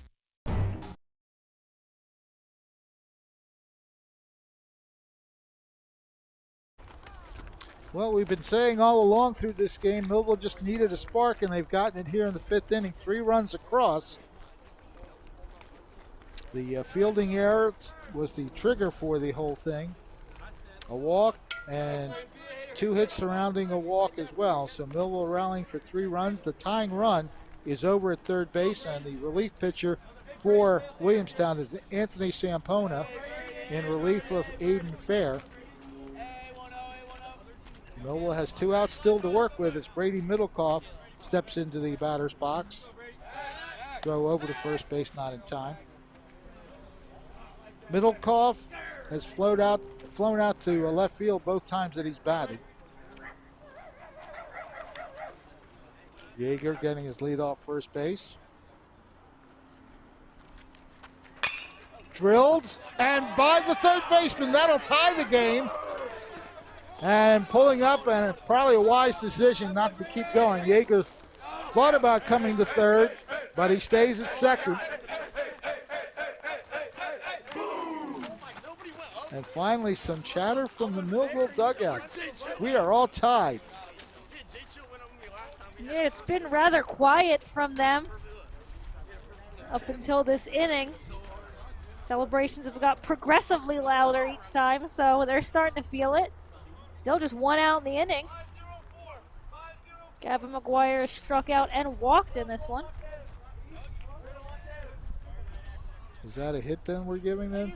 Yeah, Okay. Yeah, down the third base line. The 8th batter of the inning looks at ball 1. Gavin McGuire, who's played a good second base. Actually, right field, I'm sorry. One of those positions. Confusing him with Yeager, yeah. He struck out looking and walked, so he's 0 for 1. And he's got a 2-0 jump on this count.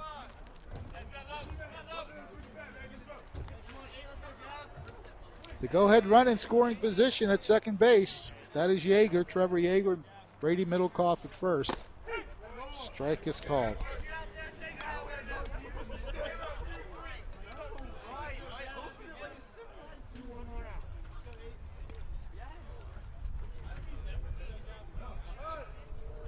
McGuire with a 2-1 count. Inside. 3-1.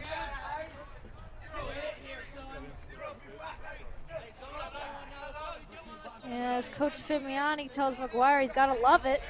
Up 3-1 in the count. Yeah, you only want to swing if it's close. On the high side of the strike zone, so the count goes full. Yeah, if you're McGuire, you're probably still not swinging at that one.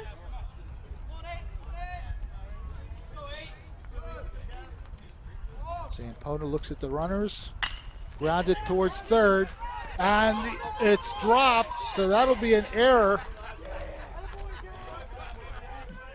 Yeager is safe at third base, and the bases are now loaded for the Thunderbolts. And that's the pitch just before that, the high pitch called a strike, and here's the hit turned error. Yeah, just a bounce, and nothing he could do after that. So the bases are juiced with runners, and Cottrell Jr. now batting. He's 0 for 2. Fouled out to left and grounded out to second. And then nowhere to put him if you're Zampona. Catches the outside. 1 ball and 1 strike. Cottrell Jr. with a chance to break this game open if he can get someone to the outfield. Chopper foul. Oh, nice play by Coach Fimiani over there. Yeah, showing that one-handed stab move. Hey, coaches can ball too.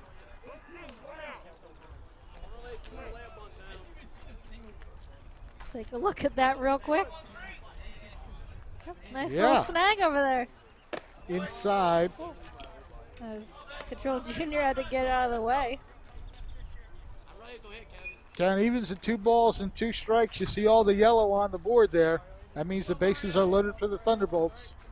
4 runs already across. Swing and a miss. Yeah, Cottrell just helped out Zampona up there. But still turns the lineup over regardless for Sergio Draws. He reached on an error. Also has a walk in this game. Came around to score as the Thunderbolts have batted around. Good breaking pitch. There's nothing you can do on that one. But Draws is the one that led off this inning. The 0-1 pitch is outside. 1 ball, 1 strike. Oh, would certainly like to find a way to take the lead in this one. We've already plated 4 runs in the inning.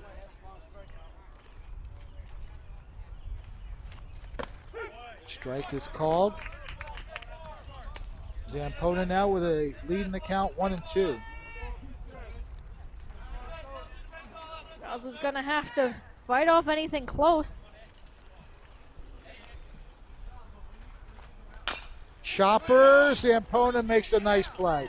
If that gotten by him, who knows, but the relief pitcher, Anthony Zampona, helps himself out with the 1-3 putout as we watch him range off the mound to his left. Good job of getting there. But Millville has a very good inning, 4 runs across.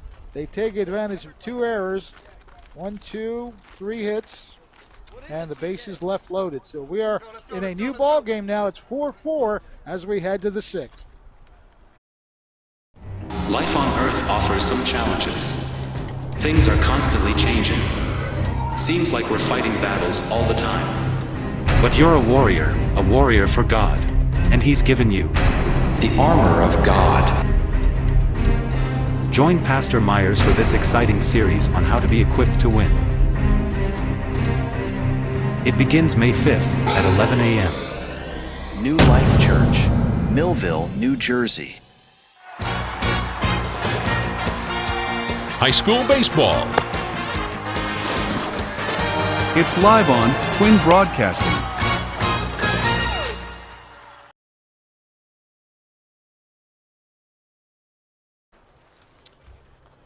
Well, now it's in the hands of the relievers as far as the pitching is concerned. Both starters out of the game. And with Millville rallying for 4 runs in the bottom of the 5th, a tie game 4-4. So right now it's going to be Hoffman versus Sampona as far as the pitching matchup goes.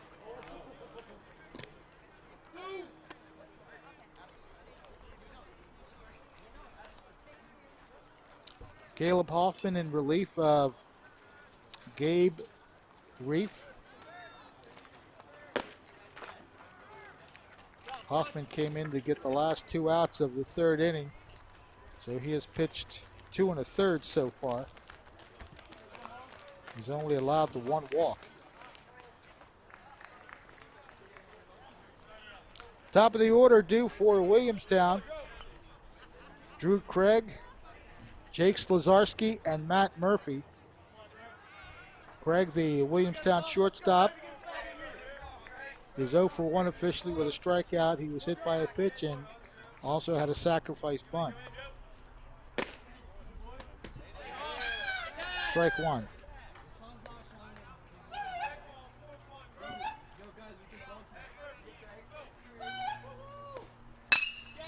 Grounded to short. Draws with a nice backhand pick. Throw is in time. Again, highlight reel material there from shortstop Sergio Draws.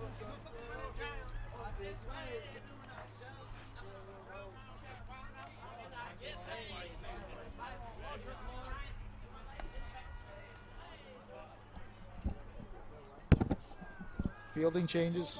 No, that was me trying to tell you something else. Okay.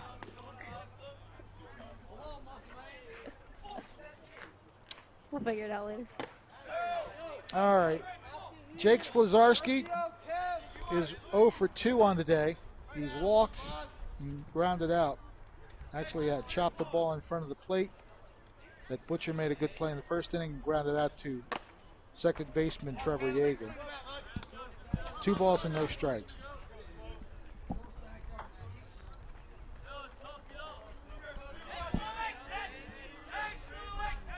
2-0 pitch is ball 3.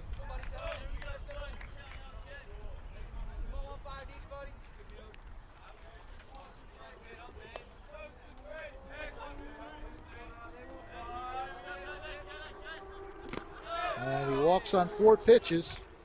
Second time that Jake Slazarski has walked. And the second walk allowed by Caleb Hoffman. Samiani's going to come out and talk to his reliever. Well, he's actually going to take the ball from his reliever. Gives him a nice shake on the hand. A good job by Hoffman. So we're going to have a couple changes here. As it looks like Cole Mulheron is going to come in from left field to pitch. And Marcellus Preston is going to go out to left field. I believe that's what's going to happen here. Because otherwise I don't know why Mulheron would come out. Yep, he does get a new glove. So, really nice job in relief from Caleb Hoffman. We'll total up what he did on the day while we take a look at Mulheron on the mound. Yeah, he did not. No, actually, Mulheron's not going to the mound. It's Trevor Yeager, I think.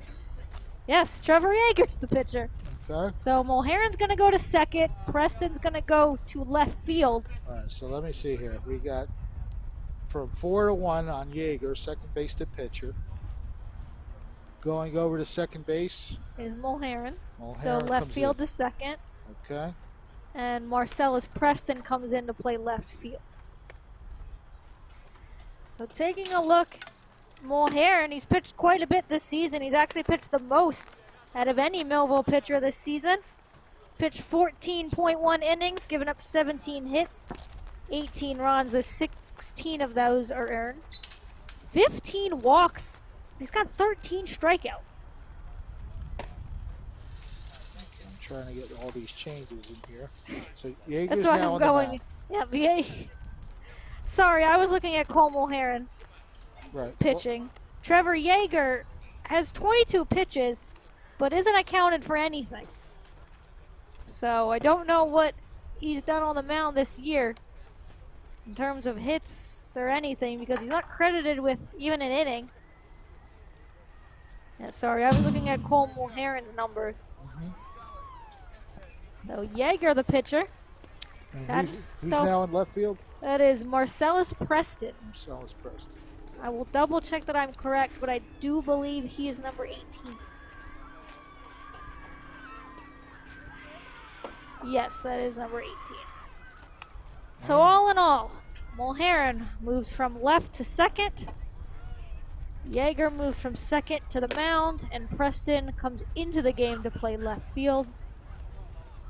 A really solid job by Hoffman on the mound in relief. Did a nice job keeping Millville where they were and allowed them to get back in this game. He won't fare in the decision. Neither will Reif now that Millville has tied it. Yeah, the only thing that was allowed by Hoffman were 2 walks. That was it. So he 2 walks and 2 strikeouts. held up his end of the bargain for Millville. He exits with a runner on first. 1 out in the inning, so they will look to Yeager, who's had a solid day at the plate. He'll try to do the same on the mound now. First batter he faces is Matt Murphy, who was hit by a pitch twice and had a fly ball to Sergio Draws at shortstop. 0 for 1 officially. Runner breaking, pulls the bat back. And I think he got it. Oh, he dropped the ball. No He one's had covering him. third. And now he's going to try to take third. And, no. Oh, I tell you what. He hopped up, and I'm not sure that tag wasn't there. I don't know if we have that on the replay, but sliding into third base, he pulled up short, and then Dick tagged him. No. And I think that's what Fimiani is going to come out and talk about. See if we have it.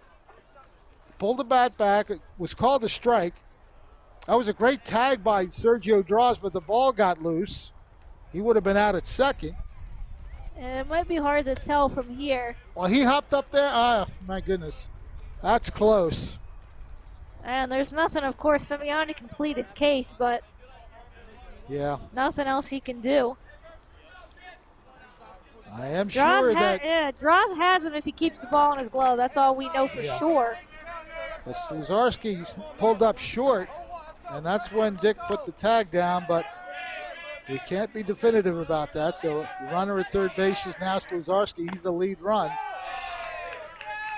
1-1 the count on Murphy. Now that runner on third is Hoffman's. Swing and a miss. But Yeager would like to keep him there nonetheless.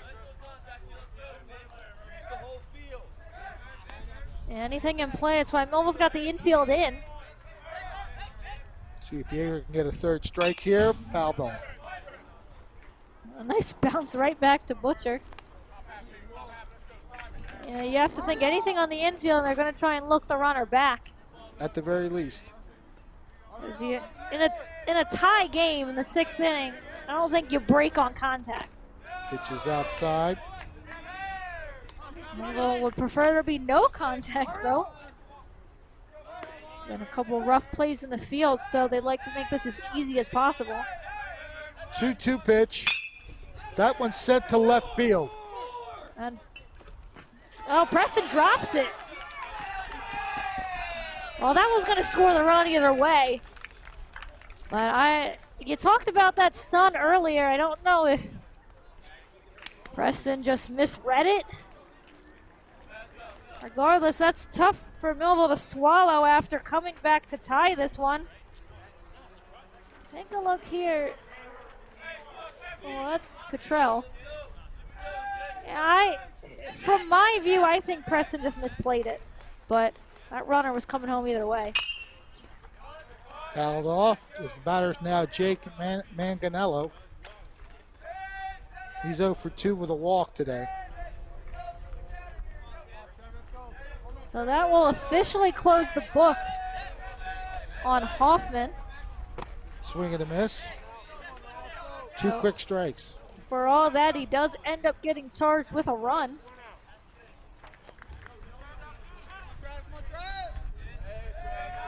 It's up to Yeager now to keep this where it is. Runner breaking the pitch is wild, so that'll be a stolen base since he was going on the pitch. That's been another problem for Millville is wild pitches. We've seen a lot of them today. I think we've seen a lot of them all season. So another runner in scoring position, Matt Murphy at second. Still just one out. Chopped foul.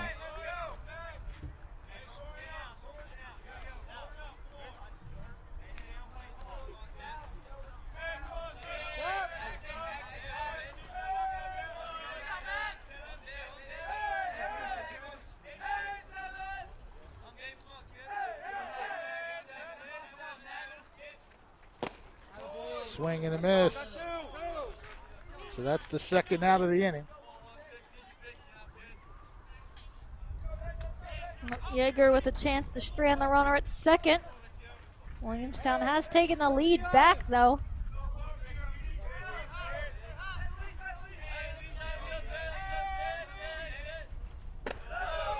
First pitch to Alessio Adenolfi is inside and high. He's 0 for 3 on the day. Fly ball out to center, grounded to short, and looked at strike 3. There's a strike, 1-1.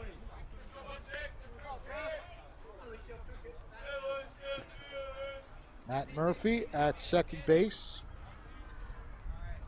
Getting a pretty fair lead off the bat, as you see.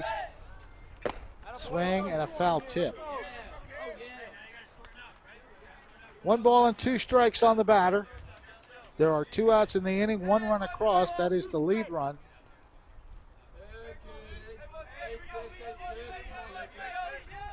And the batter's hit squarely in the back. Yeah, you could hear that one.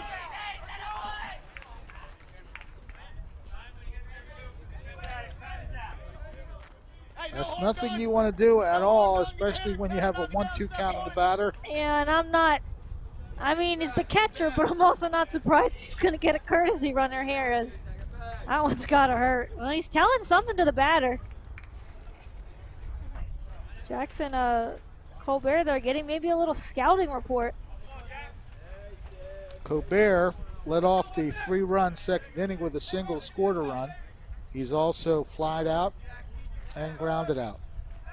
I didn't catch the number on the 24, so I don't have a 24. Well, actually, let me look at the picture I was given.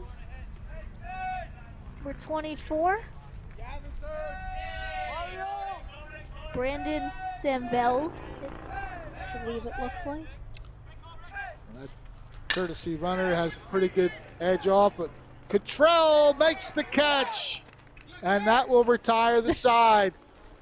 Boy, that was not an easy catch, as he was running hard to get to the spot. Had to dive at the end. Let's take a look at how he makes the play. Yeah, covered a lot of ground, and an unconventional dive. Kind of went to the knees. Yeah, I think he almost overran it. All that matters is he made the catch and gets Millville out of the inning, but the Braves have taken the lead. It's 5-4 as we head to the bottom of the 6th. At Mintz Insurance, we're proud to have been serving our customers for nearly 80 years, offering 30 different insurance products for your auto, home, and business. And to help ensure that you're getting the best rates possible, we give you up to 3 quotes for every policy, so you can choose what's right for you. At Mintz, we're part of the community, local representatives, supporting events, and proud of it. It's part of who we are. Mintz Insurance. Call today and find out how we can help you save on insurance, or visit us at mintzinsurance.com. High school baseball. It's live on Twin Broadcasting.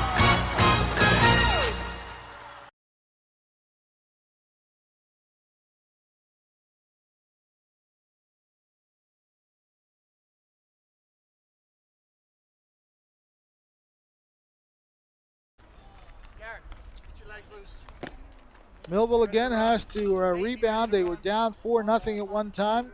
They tied the game at 4 in the previous half inning. But Williamstown, without the benefit of a hit, has taken the lead. Some good base running by Jake Slazarski, although he would have been out at second had Sergio Graz held on to the ball. Unfortunately, came out. Yeah, it ends up being, well, so far ends up being costly. as the Braves were able to get the run back to take the lead. So Connor Lacey will start things off for Millville. It's the 2-3-4 batters. Yeah, Connor has walked twice and sacrificed, so he still does not have an official at bat, but he has scored a run.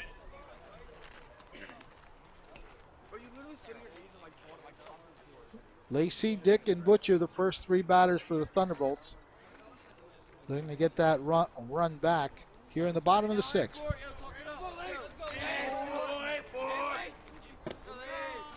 Ball one.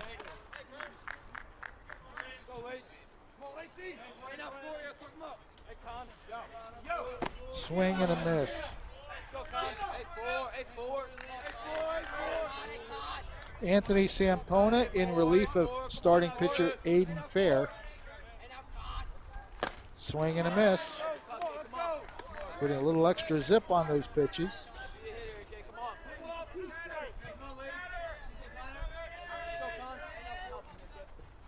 That one's way outside. 2 balls and 2 strikes. Yeah, easy for Lacey to lay off that one, so you could tell it was going wide. 2-2 pitch. That's a fight off swing. Yeah, they noticed the breaking pitch right at the end. Defensive swing, but it works out. Yeah, I don't think he wanted to swing at it, but realizing that maybe was going to catch the zone. Well, he keeps himself alive for this pitch. Fouls that one back. Definitely had heat on it. You could tell by the way that pitch hit the fence back here. Oh, a battle now for Lacey. 2-2. He's fouled off a couple pitches. Another one. Again, just trying to protect the plate right now. Yeah, that's one that you kind of hope and pray you get a piece of, or else you're going to look really silly.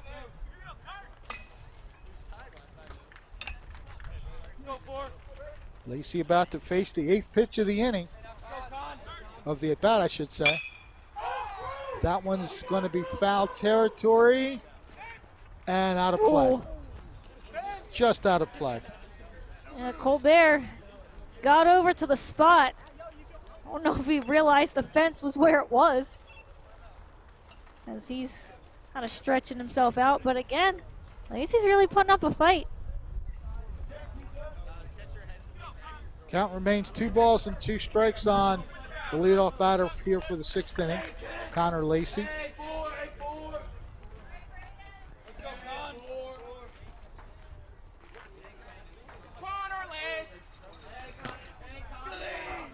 Count is full.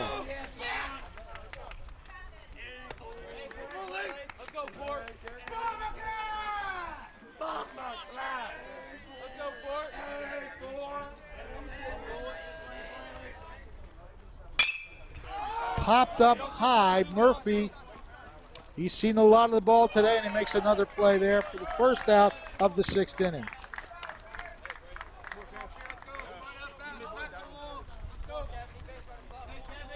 It was a 10-pitch at bat, but it results in the first out of the inning. Kevin Dick, tough day so far. Strikeout, a fly ball to left, and a ground out to third. He smashes that one, and that's one that Murphy will not get to. It's going to be a very long single, as it turns out. There's not been much that Murphy hasn't been able to get to, but a nice job by Dick to get that one inside the line. He was ready to hit, that's for sure, and I actually think that's a different pitcher.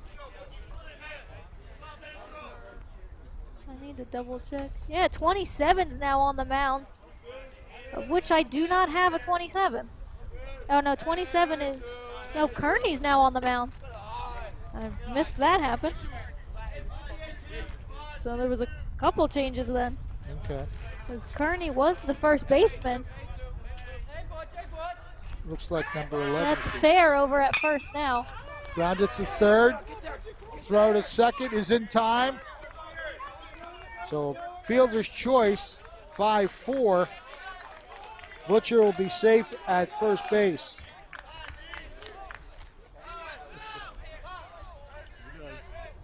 And Butcher again gonna get himself a courtesy runner. Yeah, nice play at third to get there, but unable to get a runner at first as Kevin Dick, a pretty standard slide. Well, he made sure there was no relay. Yeah, that's, can say that for sure. Cole Mulharen, the batter. He's walked and 0 for 2 otherwise. Fouls that one off. Yeah, he was ahead of that one. Hey, Cole, come on here, kid. Straight out now. Hey, come on, Cole. 4-3-0.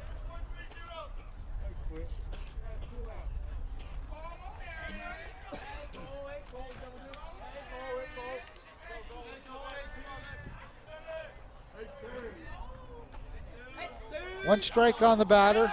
Third to first base. Potts is back safely. Yeah, so going back to the change that we missed, I'm assuming it's just Kearney having come in. I didn't realize that Fair had stayed in this game. Oh yeah, Mulharen couldn't hold up on that one, but it will be a stolen base for Butcher, or for Potts, sorry. The courtesy runner, yeah. Mulharen didn't really want to swing at that at all, and by the time he kind of realized it, he couldn't pull it back. So 2 strikes with the tying run at second base now. And he looks at strike 3. So the third strike is called as Kearney gets the strikeout to end the inning. Yeah, this one looked like it was right there.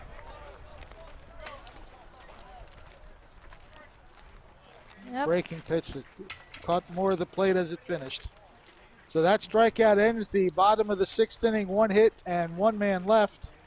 We are through 6, and it's 5-4 Braves over Bolts. Thunderbolt Area Federal Credit Union is your hometown team for banking. We offer banking which is small town focused and customer based. We know you and we are for you. Thunderbolt Area Federal Credit Union is a nonprofit and federally insured. Solid as a Thunderbolt airplane, we are your team. Thunderbolt Area Federal Credit Union, 1601 Cedar Street. Hi, I'm Bob Millard, President of Thunderbolt Area Federal Credit Union. Come see us and experience banking as it used to be. High school baseball. It's live on Twin Broadcasting.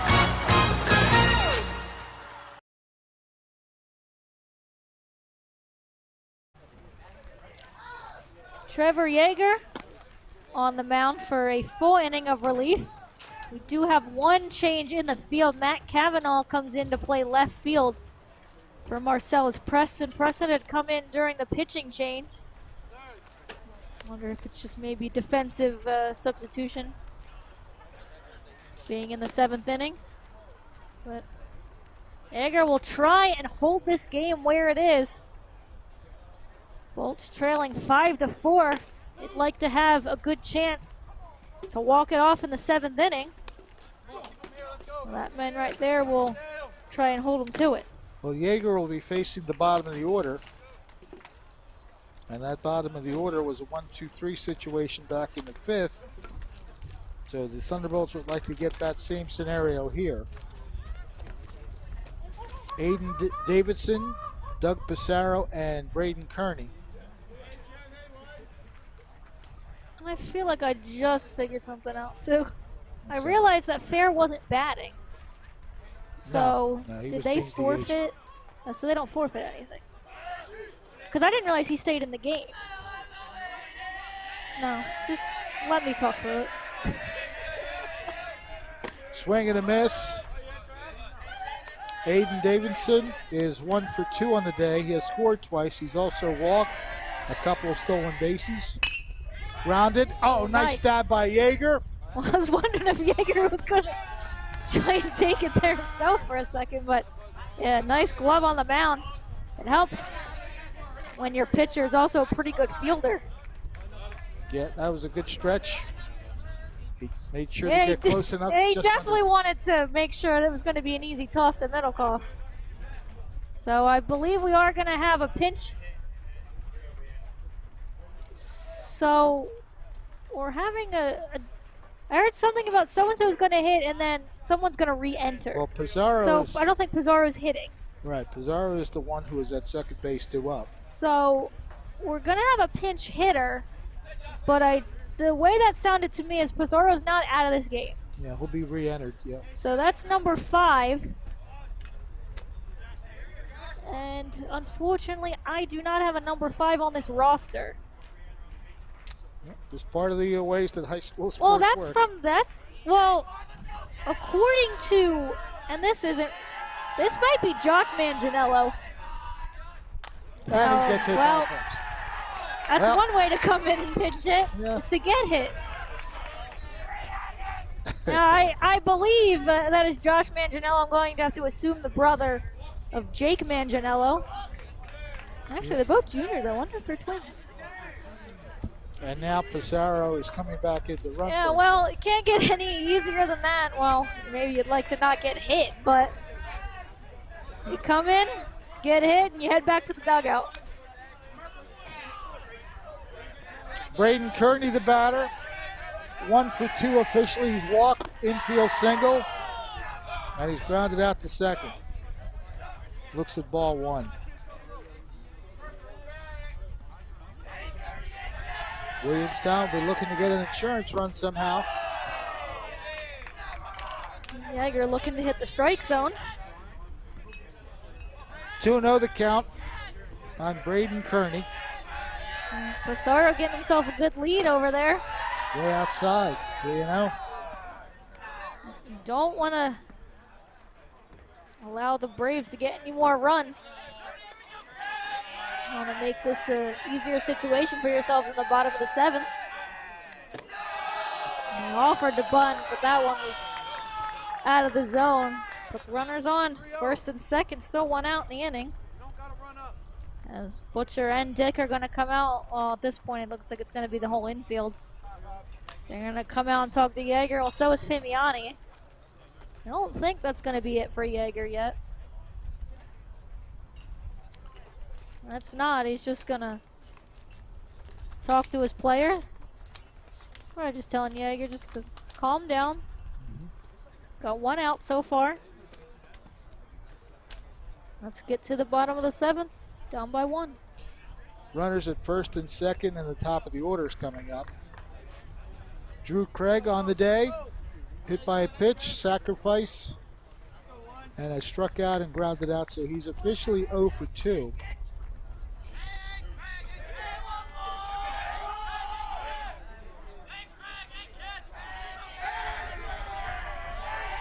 This is where you bear down and get the outs without allowing any further damage on the scoreboard. Got a lot of noises over there from that Braves bench. Trying to hype up Craig, who tries to bunt it, offers at it, but can't get a piece. We've seen the Braves using small ball today. They scored on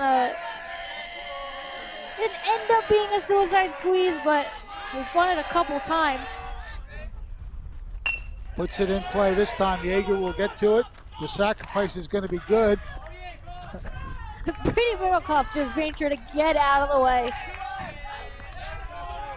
That does move the runners over, but 2 outs in the inning.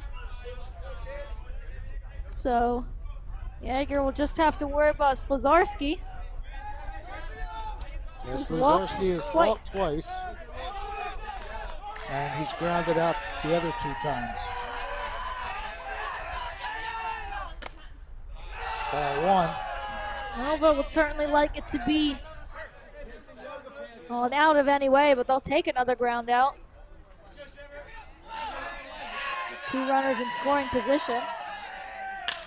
And that's in the hole. That'll score 1. And it gets through the left fielder, so that'll bring home 2 runs. Cruising into second base. So it'll be an RBI single for Sluzarski, and the second run scoring on the fielding error.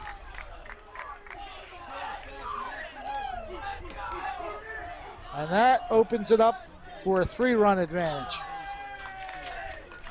Have a nice job by Slazarski. He actually went up for that one, and yeah, Kavanaugh just got to watch that in the glove. One run was going to score on that, but by not having his glove completely on the grass, allowed the second runner to score. Now 7-4. Strike is called. Matt Murphy on the day was hit by the pitch twice. Is 0 for 2 otherwise. Swing and a miss, 1 ball and 1 strike. 2 strikes. 2 strikes, I'm sorry. You had me looking for a second.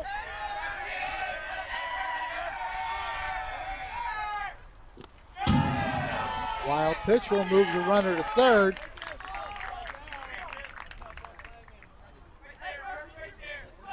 Got to keep this where it's at.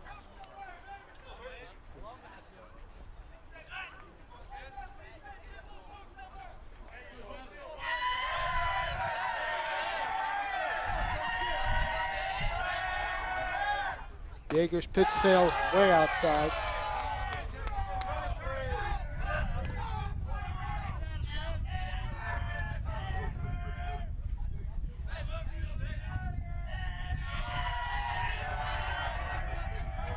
Two balls and 2 strikes. Swing and a miss, and that'll do it for the inning. But another good one for Williamstown. A hit batter, a walk, a sacrifice, and then the RBI single by Sluzarski and the error that added a second run. 1 man left on base, and we go to the bottom of the 7th. Williamstown leading 7-4. There's the hit that made it 7-4 right there as it gets through the left fielder, and 2 runs scored.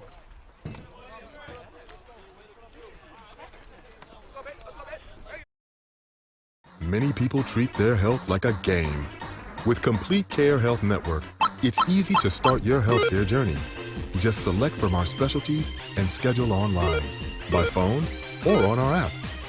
Our entire team communicates with one another, so everyone works together on your total health.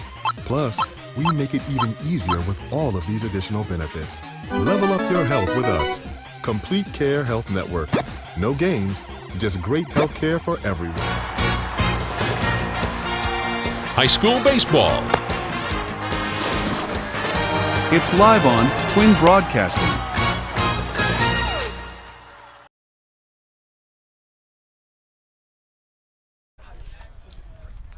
Braden Kearney looking to put the final bow and ribbon on a winning package for Williamstown as we go to the bottom of the 7th inning. Millville down 7-4. Well, it's going to be a tough situation's now gotten tougher for Millville, but they've got the right batter up to start it off. Trevor Yeager's 3 for 3 on the day. 3 singles, drove in a run. It'll be Yeager, Middlecoff, and McGuire, the first 3 batters due up for the Thunderbolts.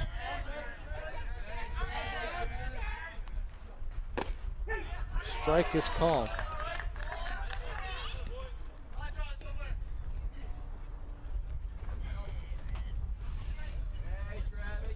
That one's not going to be a strike. He tried to pull it back, though. He would have gotten the call. That would have been a masterful pull-in. That's one of those you can kind of tell. Grounded in the hole, base hit. So leadoff single, and Trevor Yeager is 4 for 4. Well, he's done his part on offense.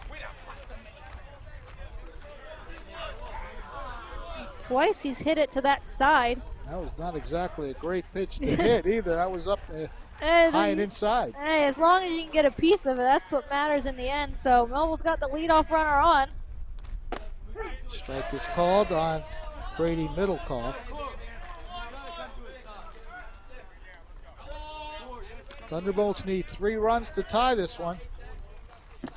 Looks at ball 1. 1 ball and 1 strike.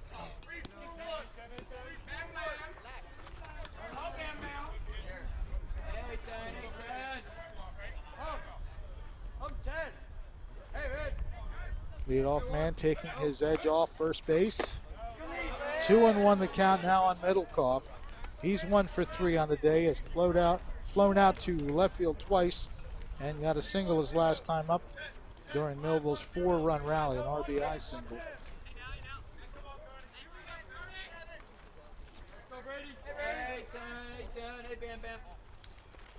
Swings through that pitch, 2 balls and 2 strikes.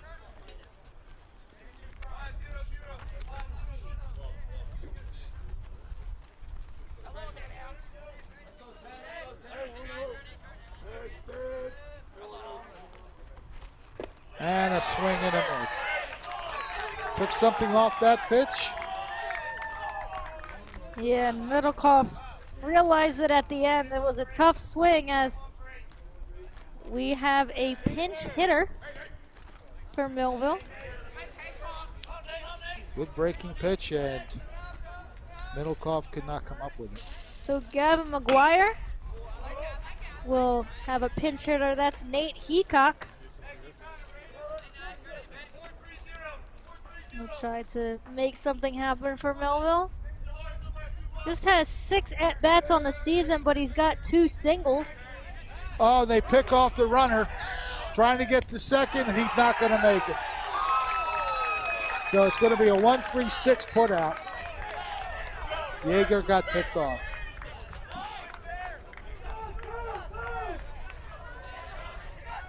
And that's just unfortunate base running for Millville.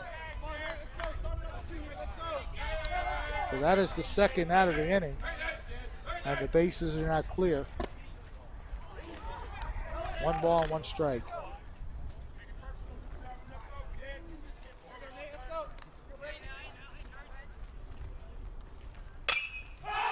Popped up. And that should do it. That'll do it for Williamstown as Drew Craig puts it away, and the Braves come up with the victory.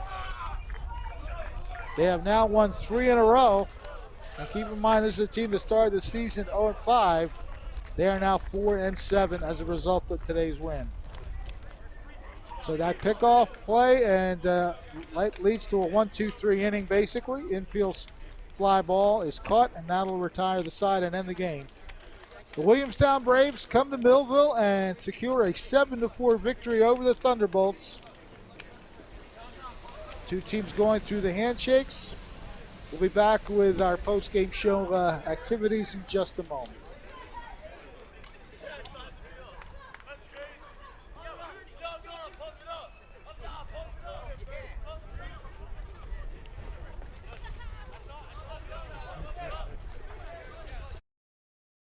Many people treat their health like a game. With Complete Care Health Network, it's easy to start your healthcare journey. Just select from our specialties and schedule online, by phone, or on our app. Our entire team communicates with one another, so everyone works together on your total health. Plus, we make it even easier with all of these additional benefits. Level up your health with us. Complete Care Health Network. No games, just great health care for everyone. Life on Earth offers some challenges. Things are constantly changing. Seems like we're fighting battles all the time. But you're a warrior for God. And He's given you the armor of God. Join Pastor Myers for this exciting series on how to be equipped to win. It begins May 5th at 11 a.m. New Life Church, Millville, New Jersey. At Mintz Insurance, we're proud to have been serving our customers for nearly 80 years, offering 30 different insurance products for your auto, home, and business. And to help ensure that you're getting the best rates possible, we give you up to 3 quotes for every policy, so you can choose what's right for you. At Mintz, we're part of the community, local representatives, supporting events, and proud of it. It's part of who we are. Mintz Insurance. Call today and find out how we can help you save on insurance, or visit us at mintzinsurance.com. Thunderbolt Area Federal Credit Union is your hometown team for banking. We offer banking which is small town focused and customer based. We know you and we are for you. Thunderbolt Area Federal Credit Union is a non-profit and federally insured. Solid as a Thunderbolt airplane, we are your team. Thunderbolt Area Federal Credit Union, 1601 Cedar Street. Hi, I'm Bob Millard, President of Thunderbolt Area Federal Credit Union. Come see us and experience banking as it used to be.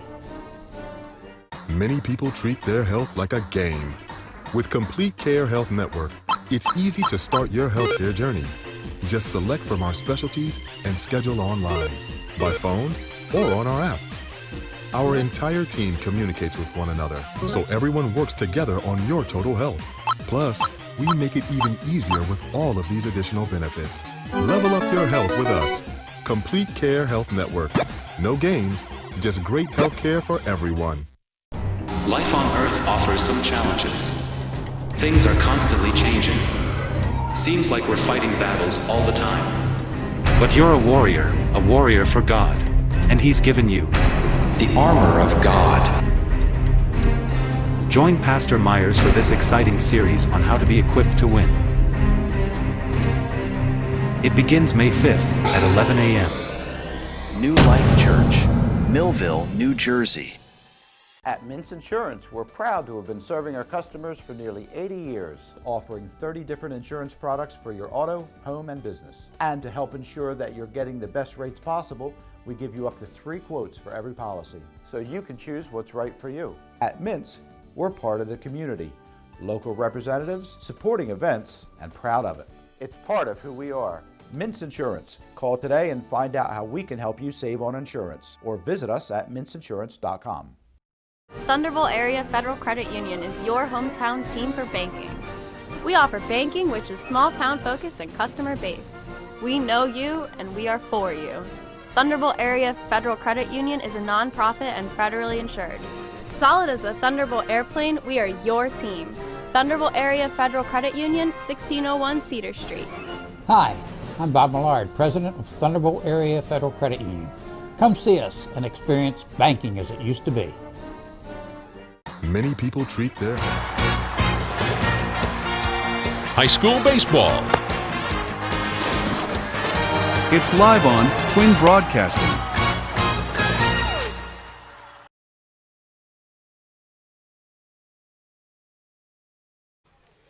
Welcome back to our Stars of the Game show here as Williamstown has now won 3 in a row. They defeat Millville 7-4 today. Our pitcher here, the closing pitcher that got 2 innings work and did just allow the 2 hits. Millville did not score in those last 2 innings. And we welcome Braden Kearney to the show. Tell me about your pitching today. Are you one of the big pitchers for the squad? Nah, I'm a freshman. Just trying to come in, throw strikes, do my job. And we got great fielders out there to make plays for us. Outfield, trust everybody. It's all trust on this team. Yeah, I want to talk about one of those fielders. Matt Murphy, he scoped the left field area like it was nobody's business. He's a stud, flat out stud. How does he make all those plays? Well, he caught last year, his first year playing the outfield in high school.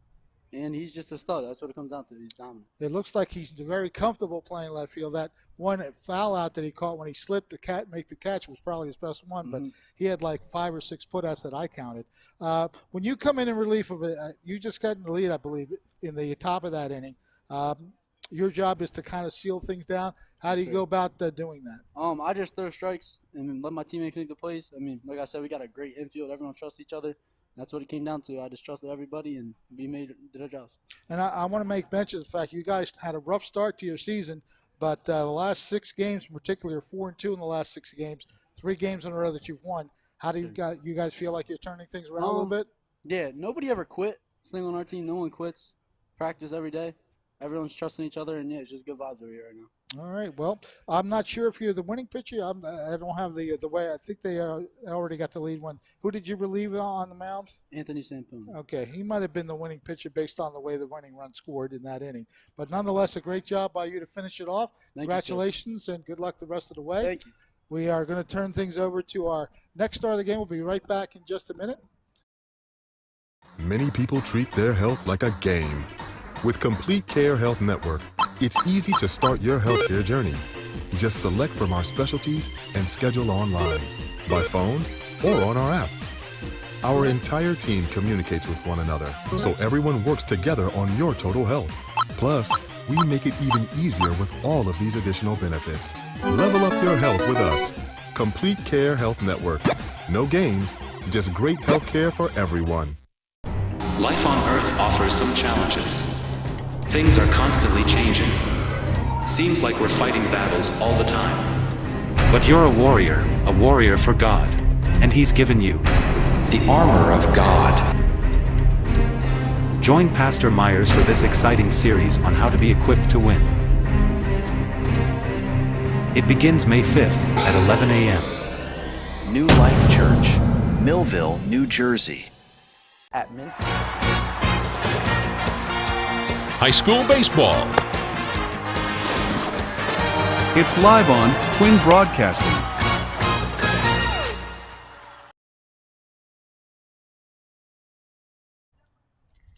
Back here at Mike Trout Field again, the Williamstown Braves coming in to Millville and defeating the Thunderbolts 7-4. Ariel Melendez here with our second star of the game, Jake Slazarski. I stumbled over it a couple times, knew I was going to do it again.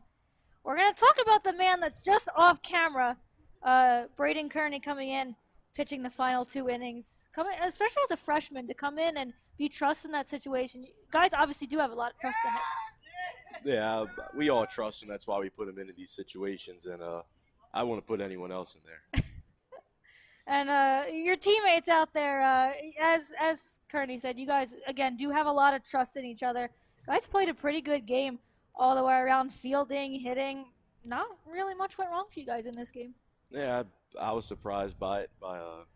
Our start of the season, it was the opposite of that, but we really turned things around in the past few games, and we're just building off each win, and we're just building off each win and getting better by the day. And you talk about that tough start to the season. When did you guys kind of feel like you were turning things around? Obviously, losing 3 straight games 10-0 has got to be pretty demoralizing to start. But when did you guys feel like, you know what, there's still time, we can turn this around? Yeah, I mean, I think from the beginning of the season, we knew we had something with our team and we could do something nice. But after our first win against GCIT, that's really when we kind of came together and had a good team win, and we just kind of built off it since, and we keep winning, so we're just going to keep trying to do that and just keep building off it. And you guys take that early lead in the second inning, add another one in the third inning. Millville comes back to tie this game, but no quit in this team. I think Kearney talked about that as well. You guys were able to come in, and in fact, I believe it was you who drove in scored what turned out to be the game-winning run. You drove in a couple as well. Is that just when you guys feel like you're on a roll? You just feel like you're in every at-bat, every inning? Yeah, I think it's contagious when one guy gets a hit. There's always going to be someone else to do it, and a good team like this, and just the way we were playing today, I think it just all came together in that moment, and it kind of helped me. Plus, we had our whole team in the dugout getting loud too, and that really helped me get the job done. And you guys played a lot of small ball today. It seemed like you were using the bunt a lot. You were kind of capitalizing on their situations. Of course, it was a lot of, errors in the field, but you guys really capitalized. Is that small ball kind of situation something you guys look at, or was it just kind of how things went today? We've really been working on that this whole year. That's been a big part of our success in these games, and we're going to keep doing it when we have the chance, and we did it today, and it worked out. And lastly, you guys now won a couple in a row after that tough start. How do you see things going the rest of the way for you guys? If we keep it up like this, I think we'll have a good shot in the second half of the season, and I think we'll surprise some people. Yep, so that's our second star of the game, Jake Slazarski. Again, the Braves coming in with their 3rd straight victory with a 7-4 win over the Thunderbolts. We'll be right back to tally things up, so stay with us here on Quinn Broadcasting. We'll be right back.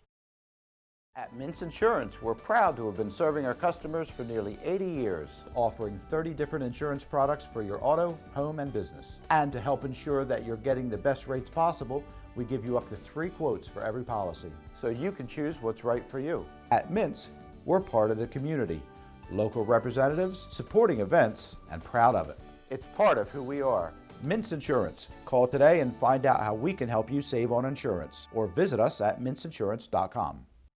Thunderbolt Area Federal Credit Union is your hometown team for banking. We offer banking which is small town focused and customer based. We know you and we are for you. Thunderbolt Area Federal Credit Union is a nonprofit and federally insured. Solid as a Thunderbolt airplane, we are your team. Thunderbolt Area Federal Credit Union, 1601 Cedar Street. Hi, I'm Bob Millard, President of Thunderbolt Area Federal Credit Union. Come see us and experience banking as it used to be. Many people treat their health like a game. With Complete Care Health Network, it's easy to start your healthcare journey. Just select from our specialties and schedule online, by phone, or on our app. Our entire team communicates with one another, so everyone works together on your total health. Plus, we make it even easier with all of these additional benefits. Level up your health with us. Complete Care Health Network. No games, just great health care for everyone. Life on Earth offers some challenges. Things are constantly changing. Seems like we're fighting battles all the time. But you're a warrior for God. And He's given you the armor of God. Join Pastor Myers for this exciting series on how to be equipped to win. It begins May 5th at 11 a.m. New Life Church, Millville, New Jersey. It's time for sports on the Quinn Broadcasting Network. QVC brings you local sporting events, action-packed specials, and play-by-play coverage of the area's sporting activities. From Pop Warner to college sports, Quinn Broadcasting covers it all. Join us now here on QVC for today's exciting event.